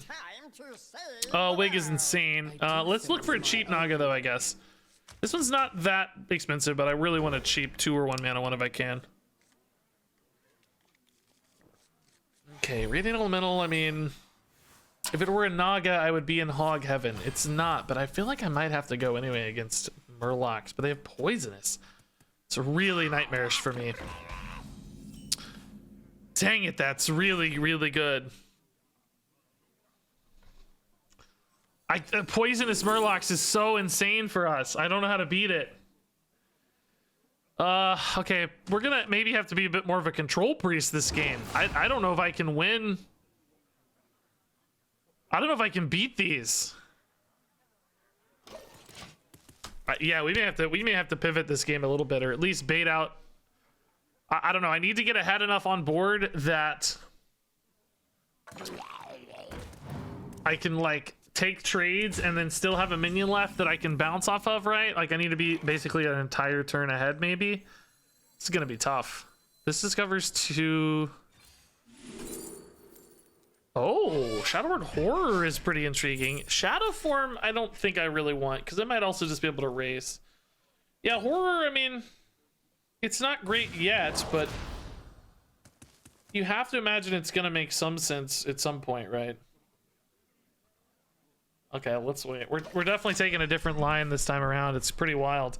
Probably gonna have to go Surly Mob to open and then Palm Reading for hand size concerns. I guess I could just go Elemental. Elemental is the kind of minion we don't mind if they trade into, right? It's sort of okay. So Horror here, actually looking pretty decent, honestly. Yeah, maybe it's just, let's see. Palm Reading's gonna put me at overdraw because I want to. Oh, this is perfect because it's free. Nice. Oh, this went to 3 though. Shoot, that makes Horror a lot worse. I feel like I have trouble saying the word horror. I need to be very careful about that one. I need to be very thoughtful about how I pronounce that particular word. It's a little tough. Plague of Death. It's very expensive though. It's 7 mana. But honestly, I feel like I'm gonna need it later. I think I have to take it, to be honest. Yeah, I think it's mandatory here. Let's just use this for now. Is it worth 1 horror now in order to just save a little bit of bodies here? Surly Mob is pretty good afterwards, I guess. I mean, this 1/1 sort of checks it, but I don't know. It seems like the things are gonna get bigger over time, so let's use 1 for now. Let's hope this does not hit that 1/1 for God's sake. Please hit the Tiny Fin. Please hit the Tiny Fin. Okay. Excellent, excellent work.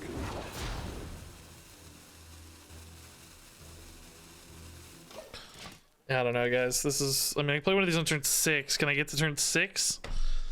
I don't know. Hopefully. We're in a weird spot, though. Poison just means I never stick a big minion, you know, which is my whole game plan, really, is I want to stick a big minion.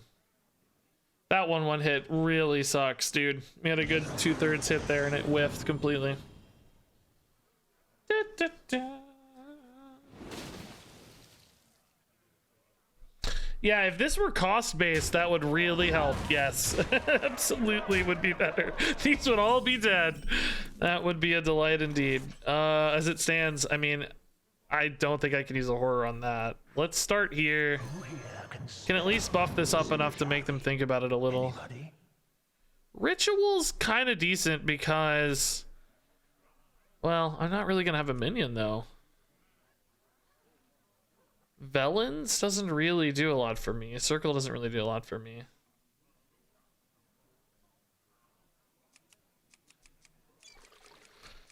Where's like my AoE or something, man? I mean, Velens against Poisonous just doesn't really make sense, right? It just doesn't add up. I don't think I can coin here either because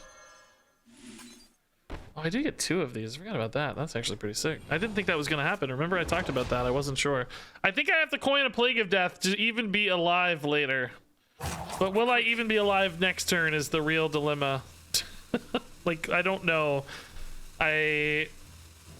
Just playing these just doesn't help though, so I don't know. They only go to 2-2. I can make one a 3-3, I guess, but they just get rushed into. Yeah, I think I'm dead, honestly. I think the Plague is just a little too late. I don't know. Maybe I should have ripped the Shadowward Horror, but then I'd have to use coin, so it all falls apart really fast if you go for that route. Dude, oh my god, dude. Dude. The buff, dude. Everything is 3 attack, dude. I can't. Why isn't he giving this Wind Fury? Doesn't it just win the game? Like, oh, that's pretty good too. I need Voyage. It's got to be Voyage off the top. Voyage off the top. Voyage! If I got Voyage, I could coin Voyage Plague of Death, right? But I don't have Voyage, so I think I'm dead. Can't coin a Plague of Death. These give me no mana. Treasure Guard doesn't matter. 1 turn too late, right? Can't win, right? So that's not a plan. Do do do. Pick me, pick me. Pick me, pick me. GG. Queen's trove is forbidden.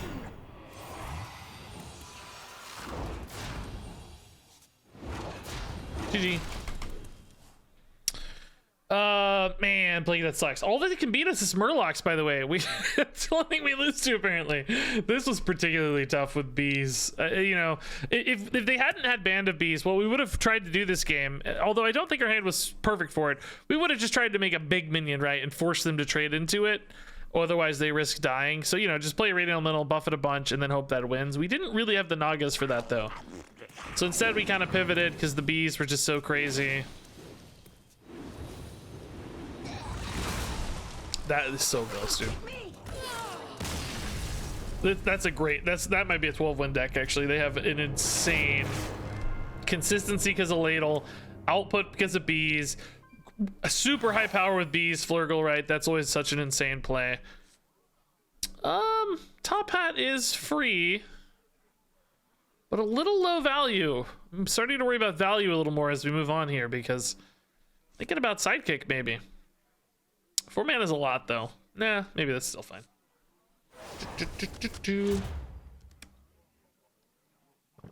Doesn't Voyage refresh?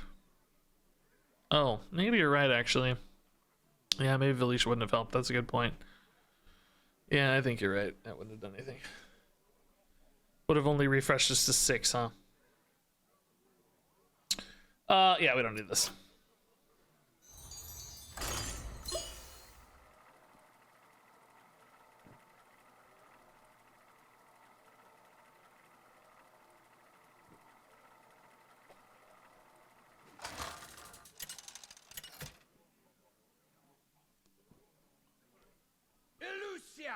Versus Bran. I got you cornered now. I do things my own way. Ooh, I like this set a lot. This is really nice. Coinscribe Wig. That gets Handmaiden at 2. It's not perfect, I guess, but I do like the reload on Handmaiden. I like having cheap Nagas. I think we can start from here at least.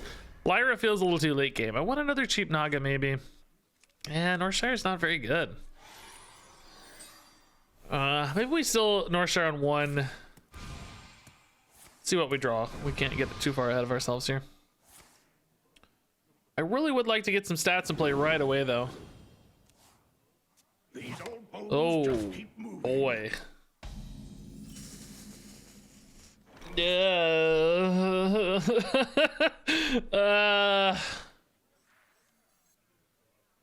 Boy. Pushing this to 4/4. I guess there are some natural turn 2 rush minions that still wouldn't kill that, right? Just hate that my turn 2 is really nothing. It's maybe just a Northshire cleric. Guess it depends on top decks, but this leaves me with potentially a really weak turn 2. I don't know. This might be an overcommitment, but I'm scared if I get behind, I'm never getting it back, right? I honestly think there's a debate whether you wig this or not. Be quick.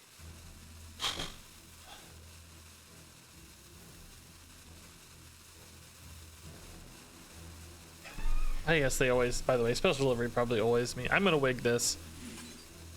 It's really debatable, but I think if I fall behind, I never get it back. I think we can trust this to draw me more resources, more wigs and stuff later, but I have to scrap right now. Because we just don't have any AoE in this deck. Oh my god. Well, is that? Oh, that one's 6. Oh, dude, that's so gross, dude.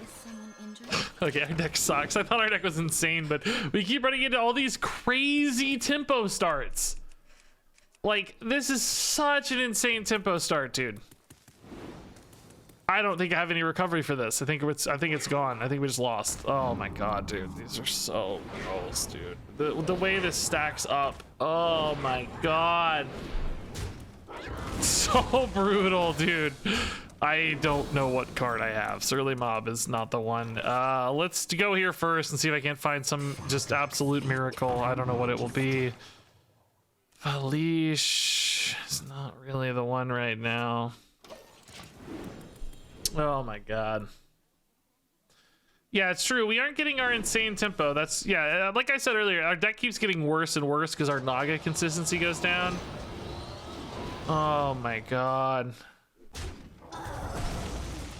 Yeah, I mean, we've hit, this is, oh my god, dude, this is honestly though, regardless of whatever we're doing, this is one of the sickest openers I've seen in Duels in a long time. This is actually completely busted. I mean, there are a lot of people competing with this, dude. Turn 1 Parade Leader into turn 2 Rokara, traded to my 5/6 cleanly. Insanely cheap rush follow-up into ETC for lethal, dude. Like, come on, we were doing broken stuff. Get real. I mean, this was still a really cool run. I liked this deck a lot, by the way. That was a very fun deck.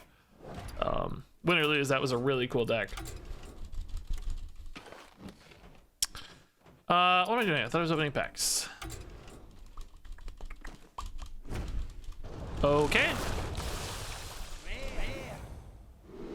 Yeah, pack. Yay! Getting a card in Marvel Snap is like the greatest moment of my life because you only get one every 3 days. I throw packs away in Hearthstone like they're garbage. Like, yeah, whatever. See these cards 100 times. There's something to that, I think, but a little too rare for an occurrence in Marvel Snap, perhaps. But there is something to that. You do cherish cards a little more when you don't have very many. Okay, so I think we're probably done playing Hearthstone for tonight, guys. I'm gonna hop over and do a quick we're gonna do a quick discussion of the Iksar AMA. Iksar did an AMA tonight. I want to have you guys on stream talking through it and stuff. I don't normally get to do this because of the timing of these. They usually happen like late Friday nights, and I try to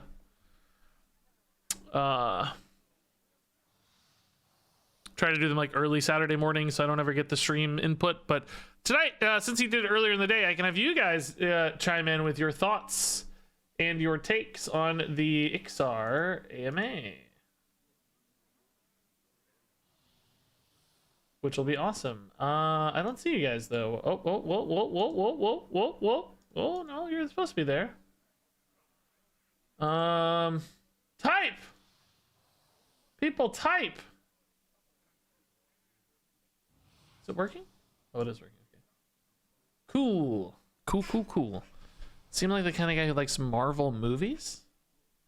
You seem like the kind of person who thinks that Marvel characters started with the movies. I find this I actually think Marvel movies are just fine. Yeah, I like a lot of them pretty well, actually. I thought Doctor Strange in particular was really good. But most people's love of Marvel characters didn't start with the movies. I don't know why this is such a pervasive, like, condescending. I'm not even sure you were being condescending, by the way, but this is a thing that has come up a lot. I noticed when I started playing a Marvel game. There are so many people who love to hate Marvel. As if most people's attachment to Marvel started with the movies and they're just like clinging on to hype thing or something. I was reading Marvel comics when I was like 5. I bought Marvel comics my entire childhood and got made fun of. Nobody liked Marvel. Nobody cared about comics in 1991 or whatever when I was buying comics. And I bought Marvel trading cards. I didn't have anybody to play with because nobody cared about Marvel or liked Marvel. It got a little more popular with the animated series like Spider-Man and you know, X-Men animated series. Like that started a little bit more of a Marvel trend for sure. That was awesome. But that's where most people's love, especially my age at least, that's where most of our love with Marvel started. The movies were just like a bonus, an extra sort of thing. You know, so yes, I do like the movies. Okay, I'm not ashamed of that, even though some people think you should be, which is weird too. I don't know. The most popular movies in the world, why would anyone be ashamed of liking them? You know, there's a reason they're popular. And but anyway, that's not even my attachment to the characters or anything. I really liked Marvel as a kid. I bought so many action figures. Oh my god, dude, so many action figures. Chat on both sides. Shoot, yeah. So anyway, I know you were probably trying to be start off the whole thing there, but I just noticed this as a trend. When I started playing a Marvel game, I didn't know this like this attitude existed where people like to hate on Marvel things. I mean, I guess I've always known that people like to hate on popular things. There's like, you know, that sort of hipster mentality. I've certainly had that in my life as well with certain things. I even do it in Hearthstone sometimes, frankly. So I get it. I just was always surprising.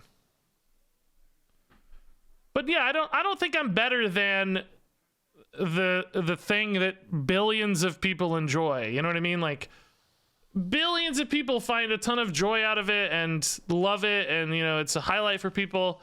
I don't think I'm better than that. You know what I mean? Like I think it's okay to like it. I don't think it makes you a simpleton to enjoy a blockbuster movie, I guess.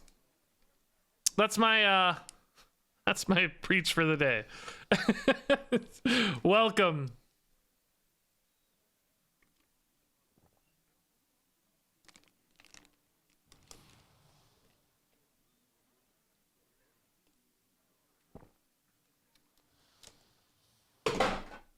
How did the duels run in? We got smorked, honestly, dude. Absolutely.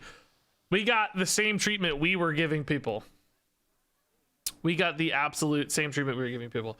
Who was my favorite Marvel character as a kid? Probably Nightcrawler. I liked Wolverine a lot too, like every kid. You know, I liked Wolverine a lot. I hated Cyclops as a kid. Liked Beast a lot. I always liked Beast. I always liked the kind of smart characters. I was one of those like smart kids. So I liked Beast and Donatello and stuff.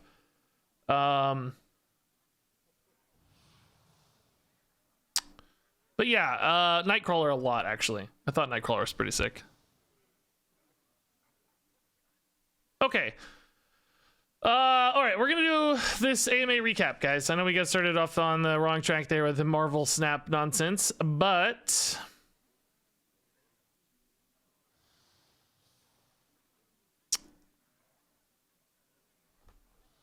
we're going to do... I'm like so distracted now. I got so distracted.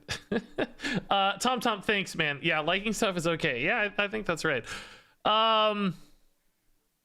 So, Iksar, Hearthstone, now game director for Hearthstone. Iksar officially the, I guess, permanent? He used to be the interim game director, but I think, well, not permanent, but, you know, real game director. Iksar is the game director for Hearthstone. He does these Hearthstone AMAs. We can ask him anything, and he offers some pretty cool insights sometimes into the development of Hearthstone. As many of you know, I like doing recaps for these on YouTube, but I thought I would include Twitch chat today. Since this came out at a little bit more forgiving time, I thought we would include Twitch chat and read through Iksar's answers and put this together in a nice little video. Oh, also, this is not accurate for you guys watching live, but I think by the time this is on YouTube, some cards will have been revealed. So this may also include some card reveals. This may be me cutting to the card reveals. I'll probably edit that in later, but anyway. Here's a question from Ridiculous Hat. Concern that's come up in some circles is the rate of meta churn and change, especially with this expansion between 23.22 and .6. There were 36 new cards and 32 changes in 40 days. Do you have opinions on this cadence? Consider it an issue and or have plans to fix? So basically, nowadays we have balance changes, we have mini sets, we have more balance changes, we have early releases of things like Prince Rinithal, all of which can be pretty disruptive to the meta. I think Hat's concerns here are probably in line with people who have two issues, like kind of keeping up from a competitive standpoint, like, oh, the meta is always changing, I can't find a good deck, I can't get in a rhythm or climb because my deck's always changing, the decks I'm playing against are always changing. And also from a economy standpoint, as decks and metas change, it demands you have more cards and options to more decks. So sometimes having too many changes can be an issue for certain segments of the population. Iksar responds, we're definitely in a new world. We used to view card changes as a negative thing we'd only do when the positive was so great it outweighed the negative change. These days, I'd say the negative of card changes is viewed as a very minor thing. So in other words, they're a little bit more ready to change, nerf, and buff cards. He points to some of the final design team here to add thoughts. I don't believe they added any thoughts just yet. As far as my take on this is, I like changes. They're really good for me as a content creator. Obviously, the more new stuff is happening, the more new videos I can make, and you know, new decks to spotlight and new things to talk about. So from a personal standpoint, I like a lot of changes. If it were up to me, they'd release a new expansion every week. You know, I have ridiculous videos. But of course, I understand the sort of fatigue here too. I'm curious what you guys think. Do you wish there were like more changes, less changes? Is this cadence a pretty good spot? I will say for you all watching, you're probably a more engaged audience. You're more likely to have, especially those of you on Twitch, probably more likely to be able to adapt to these sorts of changes sooner. But I bet there are a lot of people out there who do feel like it's hard to keep up, both mentally, strategically, but also you know, financially. You have to buy more cards, get more cards to keep up. So I'm always sensitive to that because it's not a problem, you know, us creators have. We have all the cards and stuff, so it's easy for us to adapt on the fly. I like changes for balance. It's just shocking when there's a big outlier that stays broken for long. That is interesting. Like standard gets a lot of changes these days. It feels like there are usually pretty quick turnarounds on standard changes, but Duels has been haunted by Druid now with Twig and Mycelium. It seems like forever. I don't know what the actual timeline is, but it feels like it's been so long since Duels has had changes. So I wonder if there is some mode differences here that are important. Maybe it's a good rhythm in standard. Maybe other modes need to catch up. Maybe slow standard down a little. I've always said, I think the biggest issue here for me is the lack of flexibility. They don't have the granular control to manipulate things when they need to happen. They always happen at preset intervals of like, this is when we have a patch scheduled. So this is when changes happen. This is when new cards are introduced. And I know that there are obvious technical limitations there. There's reasons for that. It's a lot of work to ship a patch. I'm not saying that it's wrong to have done it this way, but the result is sometimes changes happen when we don't need them, and other times we don't get changes when we do, perhaps especially in other game modes. But I feel like the mini set came out like a week after some balance changes recently, and we were all like, man, we just barely had that balance change meta. And then the mini set's out, I don't know if it was a week, maybe like 10 days later, it's like, boom, already a new meta. Those kind of rhythms probably feel worse, whereas if they had full control, they could update all of this on the fly when they wanted to, as opposed to patch release schedules, would probably feel a lot more organic and well fitted.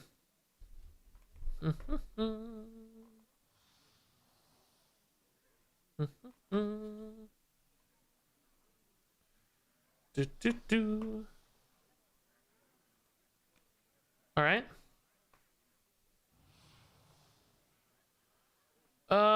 Let's see.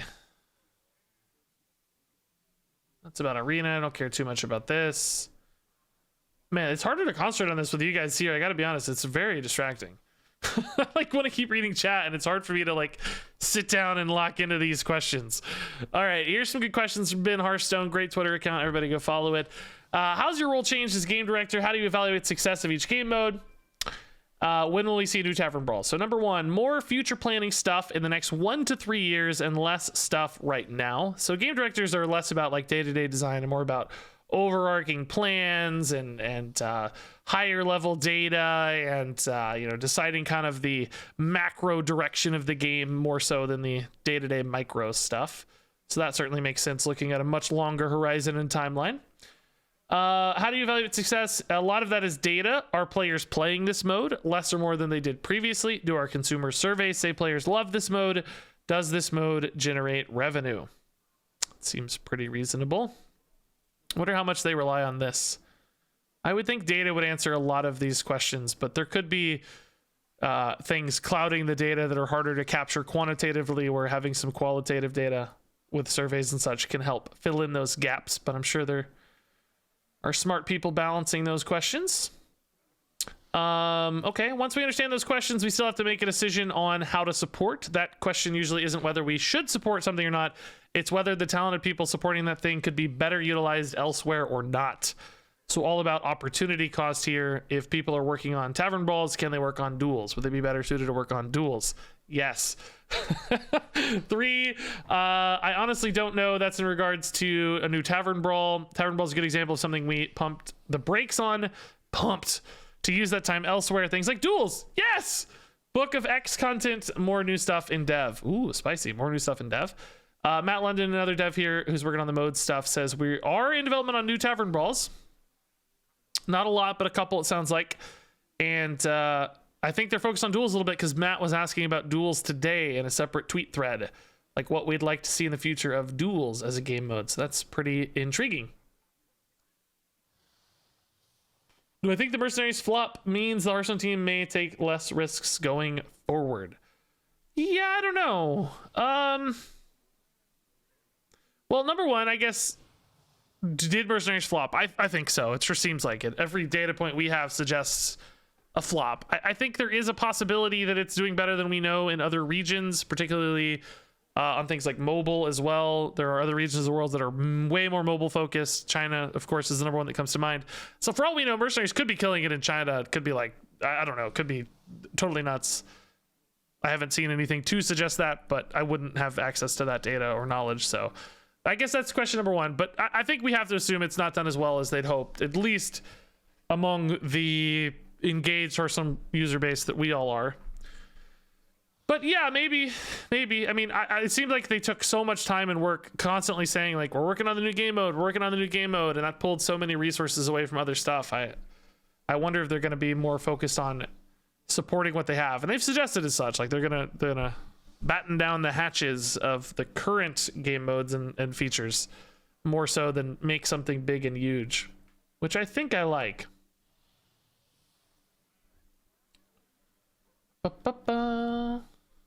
People liked Mercs, they killed it. I'm curious what you mean by that. I mean,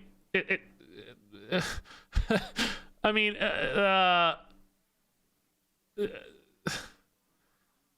they were always the ones in control of Mercs. Like, you know what I mean? Like, who else would have killed it? And how is it different from them killing it, saying, what's the difference in them killing it versus us not liking it? That sounds like the same thing to me. I don't know exactly what you mean. If they killed it, isn't that the same thing as people not liking it? I don't guess I know. Maybe you're emphasizing a time gap. Like at first people liked it and they killed it. I don't even know if I agree with that, but maybe that's what you mean. I'm not trying to be contradictory, by the way. Can you elaborate? Okay, this is a really good question, I think. How do you feel about the current systems in place in onboarding new players and retaining them? Bad. I like how transparent it is. It's bad. We're currently working on forming a small team to tackle onboarding and win back experiences. What we have isn't good enough. Yeah, I've always thought that. It's really hard to get into Hearthstone. They've done small things like, give you decks and stuff when you join. All of that's great, but that plays more to like this higher order level of problems. People coming back and getting a new deck are, that's a pretty high level of engagement expected. It's not like really easing people in. It's like, here's this deck, learn all these cards, queue this up, play against other real people. It's not this like smooth transition. It just kind of dumps it on you. and says, okay, here you go, you're out in the wild, you know. There are like the new player ranks and stuff that I think help ease that in a little more, so that's all stuff, but apparently it doesn't work that well, so I kind of totally get it. I've always thought Hearthstone's like initial tutorial is pretty good, but even now you've got other game modes and stuff you want to point people to for tutorials. It shouldn't really railroad them down to just the one tutorial, perhaps. They're thinking about those sorts of things. But anyway, good to know that this is always a thought. I think right now in particular is a really good time to win people back to Hearthstone. I've noticed a lot of hype around this expansion theme. People really seem intrigued. I hope a lot of people don't come back and have a bad experience. I hope they don't like hit a wall right when they return to the game. Mokwai, thanks for the raid. Welcome 24 folks. I'm sorry I don't have my raid alerts on. We're doing this weird view, so I don't have raid alerts. I'm so sorry. But thank you for the raid. That's really nice. Did we get that follow-up on the Mercs conversation? Who said that? They killed Mercs. No, I don't see a response yet. Okay.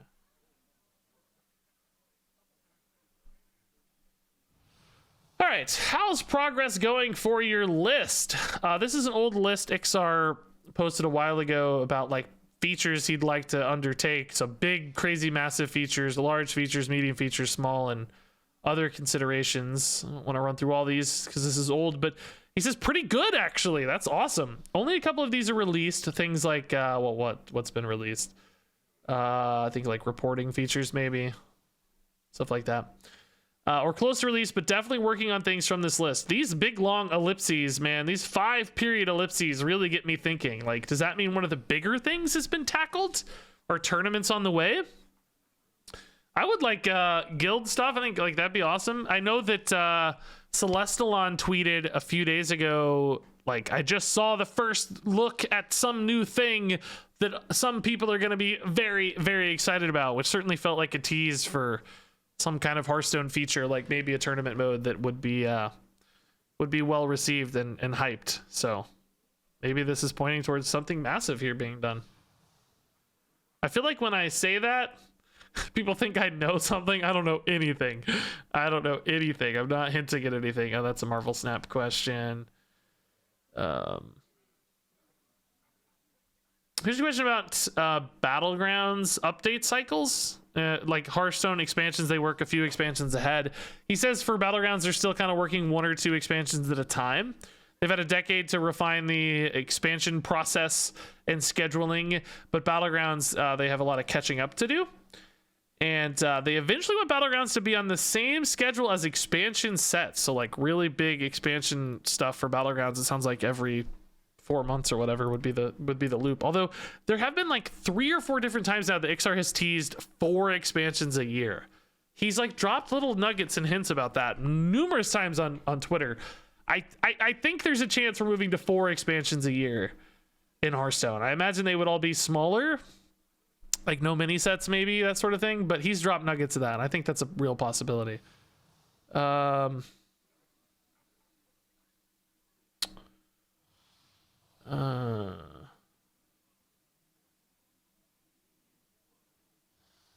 Okay. This is a question about locations.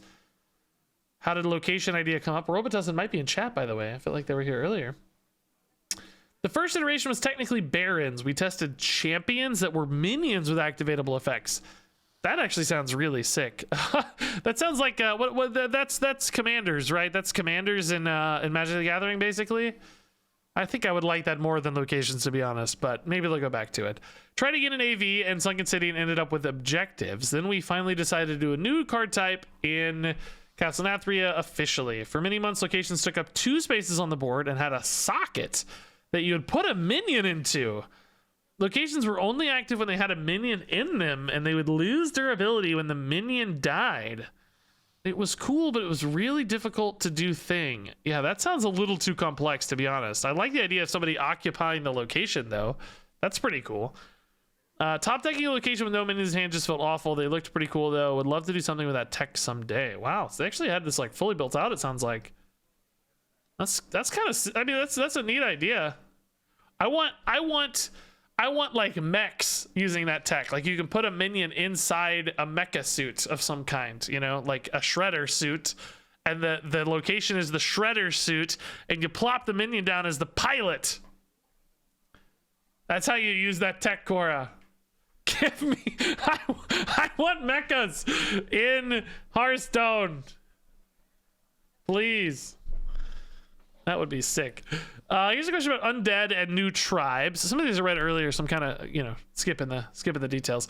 Undead aren't really a Revendreth thing, so not fitting for Castelnathria. We're definitely for the idea of adding more tribes, though. Just have to get an expansion theme that warrants it. He has answered this question about 25 times, and it's always about undead. So this really every time makes me think, okay, we're going to get Death Knights. We're going to get undead. This is all a tease. Obviously, I have no reason to believe that. Purely speculation.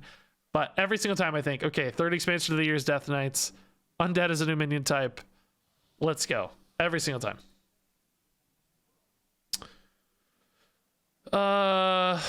Okay. This is fine, I guess. Good question. Is it common to create cards for an expansion late to combat or help a portion of the meta? An example that might fit this category is Skulking Geist for Jade Idol. So printing a tech card in a subsequent expansion to answer a problem for the previous one. Says somewhat rare. It's more common for us to make changes to not further power up an existing powerful archetype. So in other words, don't support the archetype any additionally, and then hopefully new archetypes come along that supplant the previously powerful archetype. And I like that in theory, so that you don't just need like one thing to counter an entire archetype. That feels weird. It is perhaps a bit more affordable for players, but it does feel bad to like either hit it or not hit it and win or lose the game based on that just draw sequence. Okay, here's a question about hand revealing. Example, a 3-mana 4/4 that has the drawback of revealing the leftmost card in your hand while in play. Hand revealing is more interesting as a concept than it is in practice. Having unknowns is good. If you know what your opponent can do, it usually means you have less interesting choices to make. I actually agree with that. I think a lot of the fun in card games is the tension built from not knowing what your opponent has, and the both like strategic upside of that, like, okay, what are the odds that this exists versus this exists? How likely do they have this? There's some soft math that typically happens there, but also it's just surprising. It's fun. That oh my god, do they have it? Do they have it? Do they have it? That is what makes card games so fun in many cases. So I like the fact that there are still surprises. I don't think everybody knowing all the cards all the time. Playing face up would not be nearly as fun. It's part of the reason I think esports isn't that enjoyable to people anymore. I think people prefer watching streams where you go, oh my god, is Regis going to get owned? Do they have the answer? Do they have the flame strike? Do they have the twisting nether? Whatever. Whereas in esports, you go, oh, he's got the twisting nether. That's not going to work. It loses a lot of the surprise in that fun tension that exists for Hearthstone esports. I wonder if Hearthstone esports would do better if they hid the opponent's hand. It would also make the casting a little fairer in some ways. They always talk about caster bias, like they talk about plays and decisions with knowledge of the opponent's hand, which I think Hearthstone casters do a great job of keeping that in mind. This is not a slight against them or anything. Much better than I would ever do. But it still might just be nice if they didn't have that knowledge, right? Considering plays as the player would consider them, living vicariously essentially through plays. I think might be more fun. Might be more fun. All right. This is a topic that's come up a few times recently. Been looking at the definition of discover, and it says about adding a card to hand, but that's not always strictly what happens. Choose one of 3 cards to add to your hand is the keyword text for discover. Iksar says, Hearthstone rules have always been more about best words to help players understand versus exactly correct in all circumstances. I think this text gets discover across even if it doesn't represent the exact definition across all card interactions. And I think people who are really entrenched card game players have a harder time with this than, say, like I do. This has never bothered me. Like the card that got revealed today, kidnap or whatever, doesn't explain what it does at all. You have to learn it. You have to see it in action to know this card today. The kidnapper's sack has a death rattle that returns it to their hand. Nothing about the card text tells you that, right? You have to see it to learn it, That's never bothered me. I think people who come from card games where there's mountains of text on cards want everything to be fully understood and fully written out and fully covered. Different preferences, I guess. Now, I will say, Discover has never actually followed these rules. I was thinking about this today in preparation for this discussion. This card came out with Discover. This was literally the first expansion, the League of Explorers with Discover, right? So Finley Murgleton is as old as Discover cards can be. It doesn't even follow the rules. You don't add the hero power to your hands. You know what I mean? Like it's not like some new trend they're breaking. It's literally never been right. Choose one of 3 cards to add to your hand. This does not do that. This does not do that. It never has. Discover has never meant that. So I don't know. I feel like the expectations for the keyword were set up a long time ago. I will also note that the reason I think Discover confuses a lot of people. I think if we look at like this is a good example. Drakefire Amulet, right? Discover 2 dragons. So like a lot of people think or thought when this was first revealed that you would both get the dragons on board and get the dragons in hands, because Discover says choose one of 3 cards to add to your hand, so you get the 2 dragons in hand. But what happens is a lot of these Discover effects intercept the cards basically. So you discover the 2 dragons, but instead of adding them to your hand, you're summoning them. The card text is intercepting them before they get to your hand and doing something with them instead, right? So that's why you don't get things with Discover. If it tells you what's happening to the cards, then you don't necessarily get them, right? And there are actually a ton of examples like this as well if we look through, right? Same thing with this new card, Nightshade Bud, right? Discover a minion from your deck to summon. It intercepts it before it gets to your hand, and it summons it or casts it before it gets there, right? So if they have that kind of follow-up text to tell you what's happening with the card you just discovered, then it doesn't get added to your hand. If they don't have that follow-up text, it's probably going to your hand, right? I think that's a helpful way to kind of separate.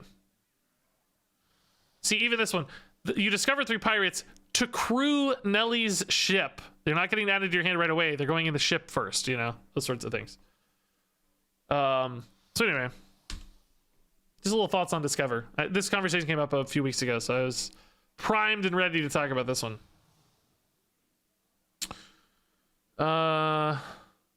Okay. This is interesting. There's a nice teaser here, I think. How you doing? How excited are you for the next expansion? How far ahead of you guys are on sets right now? Furthest in the future sets we're working on in some capacity to the first 2 expansions of 2024. No card design work is done, but we're exploring what a 2-set narrative could look like. So, you know, we had these like 3-set narratives in the past with Reform and the League of Explorers, Rise of Shadows here. Talked to the WoW team about possibly doing a canon universe thing, but very early. I don't know. Sounds insane. I don't know. I'm cool with weird new stuff. I can't even begin to imagine what that means exactly, but I love it. Connecting the storylines between the two would be awesome. This early on, the first thing we think of has a less than 10% chance of being the thing we actually do. We're just starting on some interesting narrative ideas very early. Also, I'm great. 10 excited for the next expansion. Proud of Cora. Go Cora, man. I love it. Cool.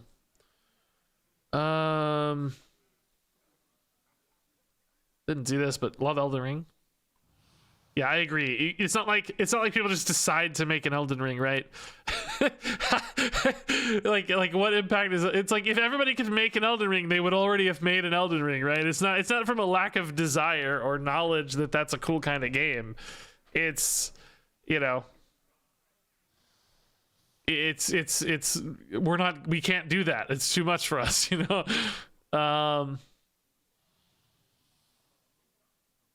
Okay, this is a good little topic on game design.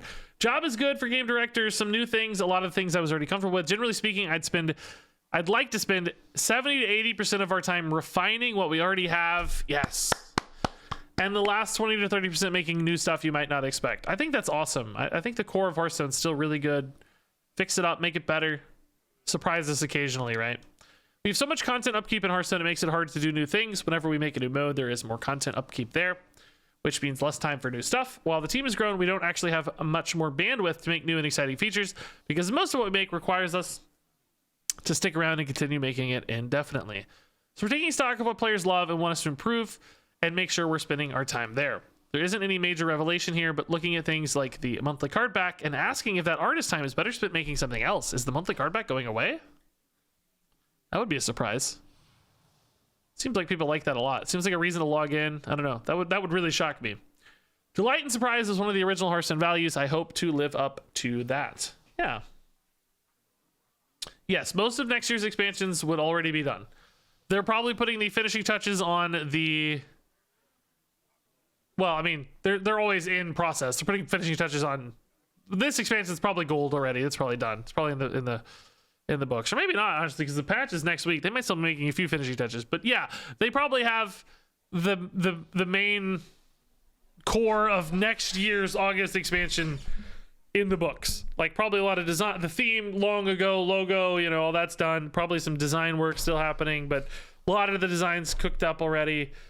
You know, maybe bringing in some art later. I don't know how it all works, right? But well, maybe not for the August expansion quite yet. All that, I don't know what the timeline's actually like. But yes, they work a year ahead, so a lot of things will already be done.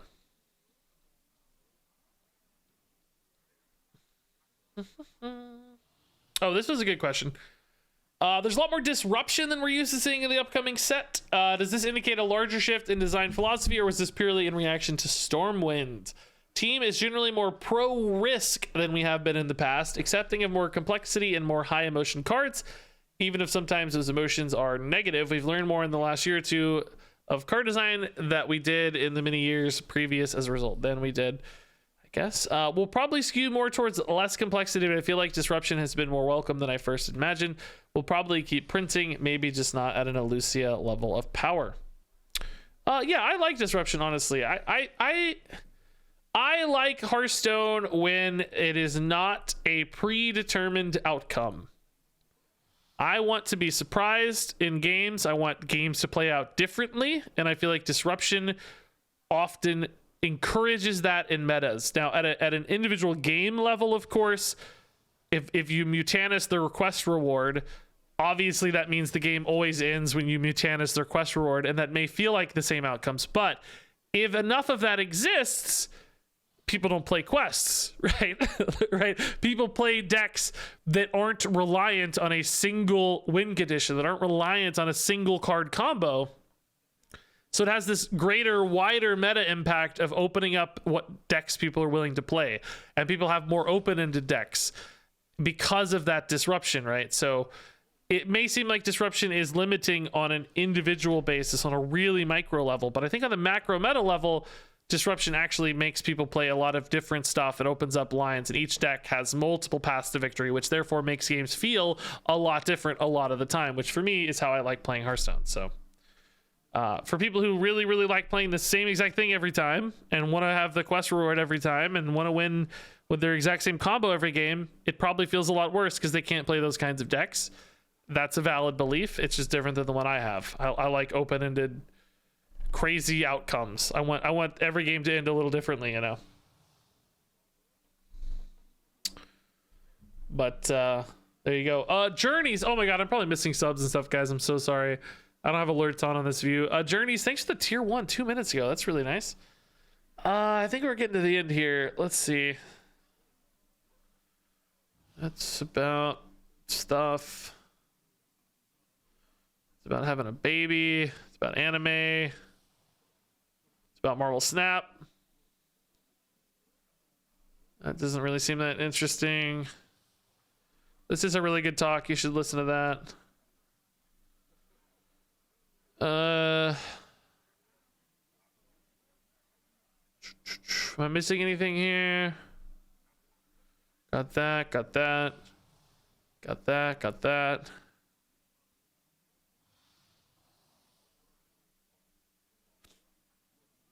I think we got everything.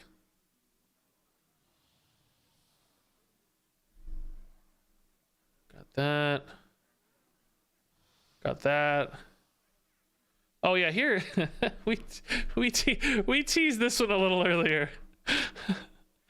That didn't really. This just came up organically. I'm not trying to stir up anything here, but this was teased earlier in the stream as a particularly spicy tweet that created some stirred things up a little bit. Yeah, here. Perhaps I'm showing my hand by what I liked, but that's okay. That's okay. Yeah, extraction shooters seem really fun. Okay. Cool. I think that's it for the AMA. I think that covered everything. Pretty fun as always. Thank you guys for jumping in on Insight. Sorry I didn't read a lot of chat. It's really hard to bounce back and forth and stay focused, so I kind of tried to lean into the AMAs. You guys are there for YouTube to enjoy. You'll still have your insights enjoyed. You know, you'll still be a part of it and everything. Just, you know, maybe a little less directed for me. So guys, I'm gonna hop off of here. It's been a good stream. Cool duels run. Nice little chat. Thank you for supporting that and helping me out there. Sorry for like the disconnect earlier, but yeah. Check the VOD tomorrow if you want to see that duels run. If you missed it, it'll be up on my VOD channel over on RegisKillbin. I'm probably gonna post this video tonight with those card reveals that are coming out here in a bit, and in like 30 minutes or so. I'll probably just toss those in and then review them tomorrow officially, but just showcase them tonight. And then yeah, we'll hang out. Theory crafting is on Thursday. It's like so soon. Theory crafting's on Thursday this week, so stay tuned for that. We'll probably do some giveaways and stuff and play the new cards early. I guess all the cards will be revealed by then, so by Wednesday I think we can have a big card discussion and stuff. Build some decks maybe. But all that's later, so let me drop a raid before I go. Send you guys on your merry way. Before I go, send you guys, and I will see you soon. All right.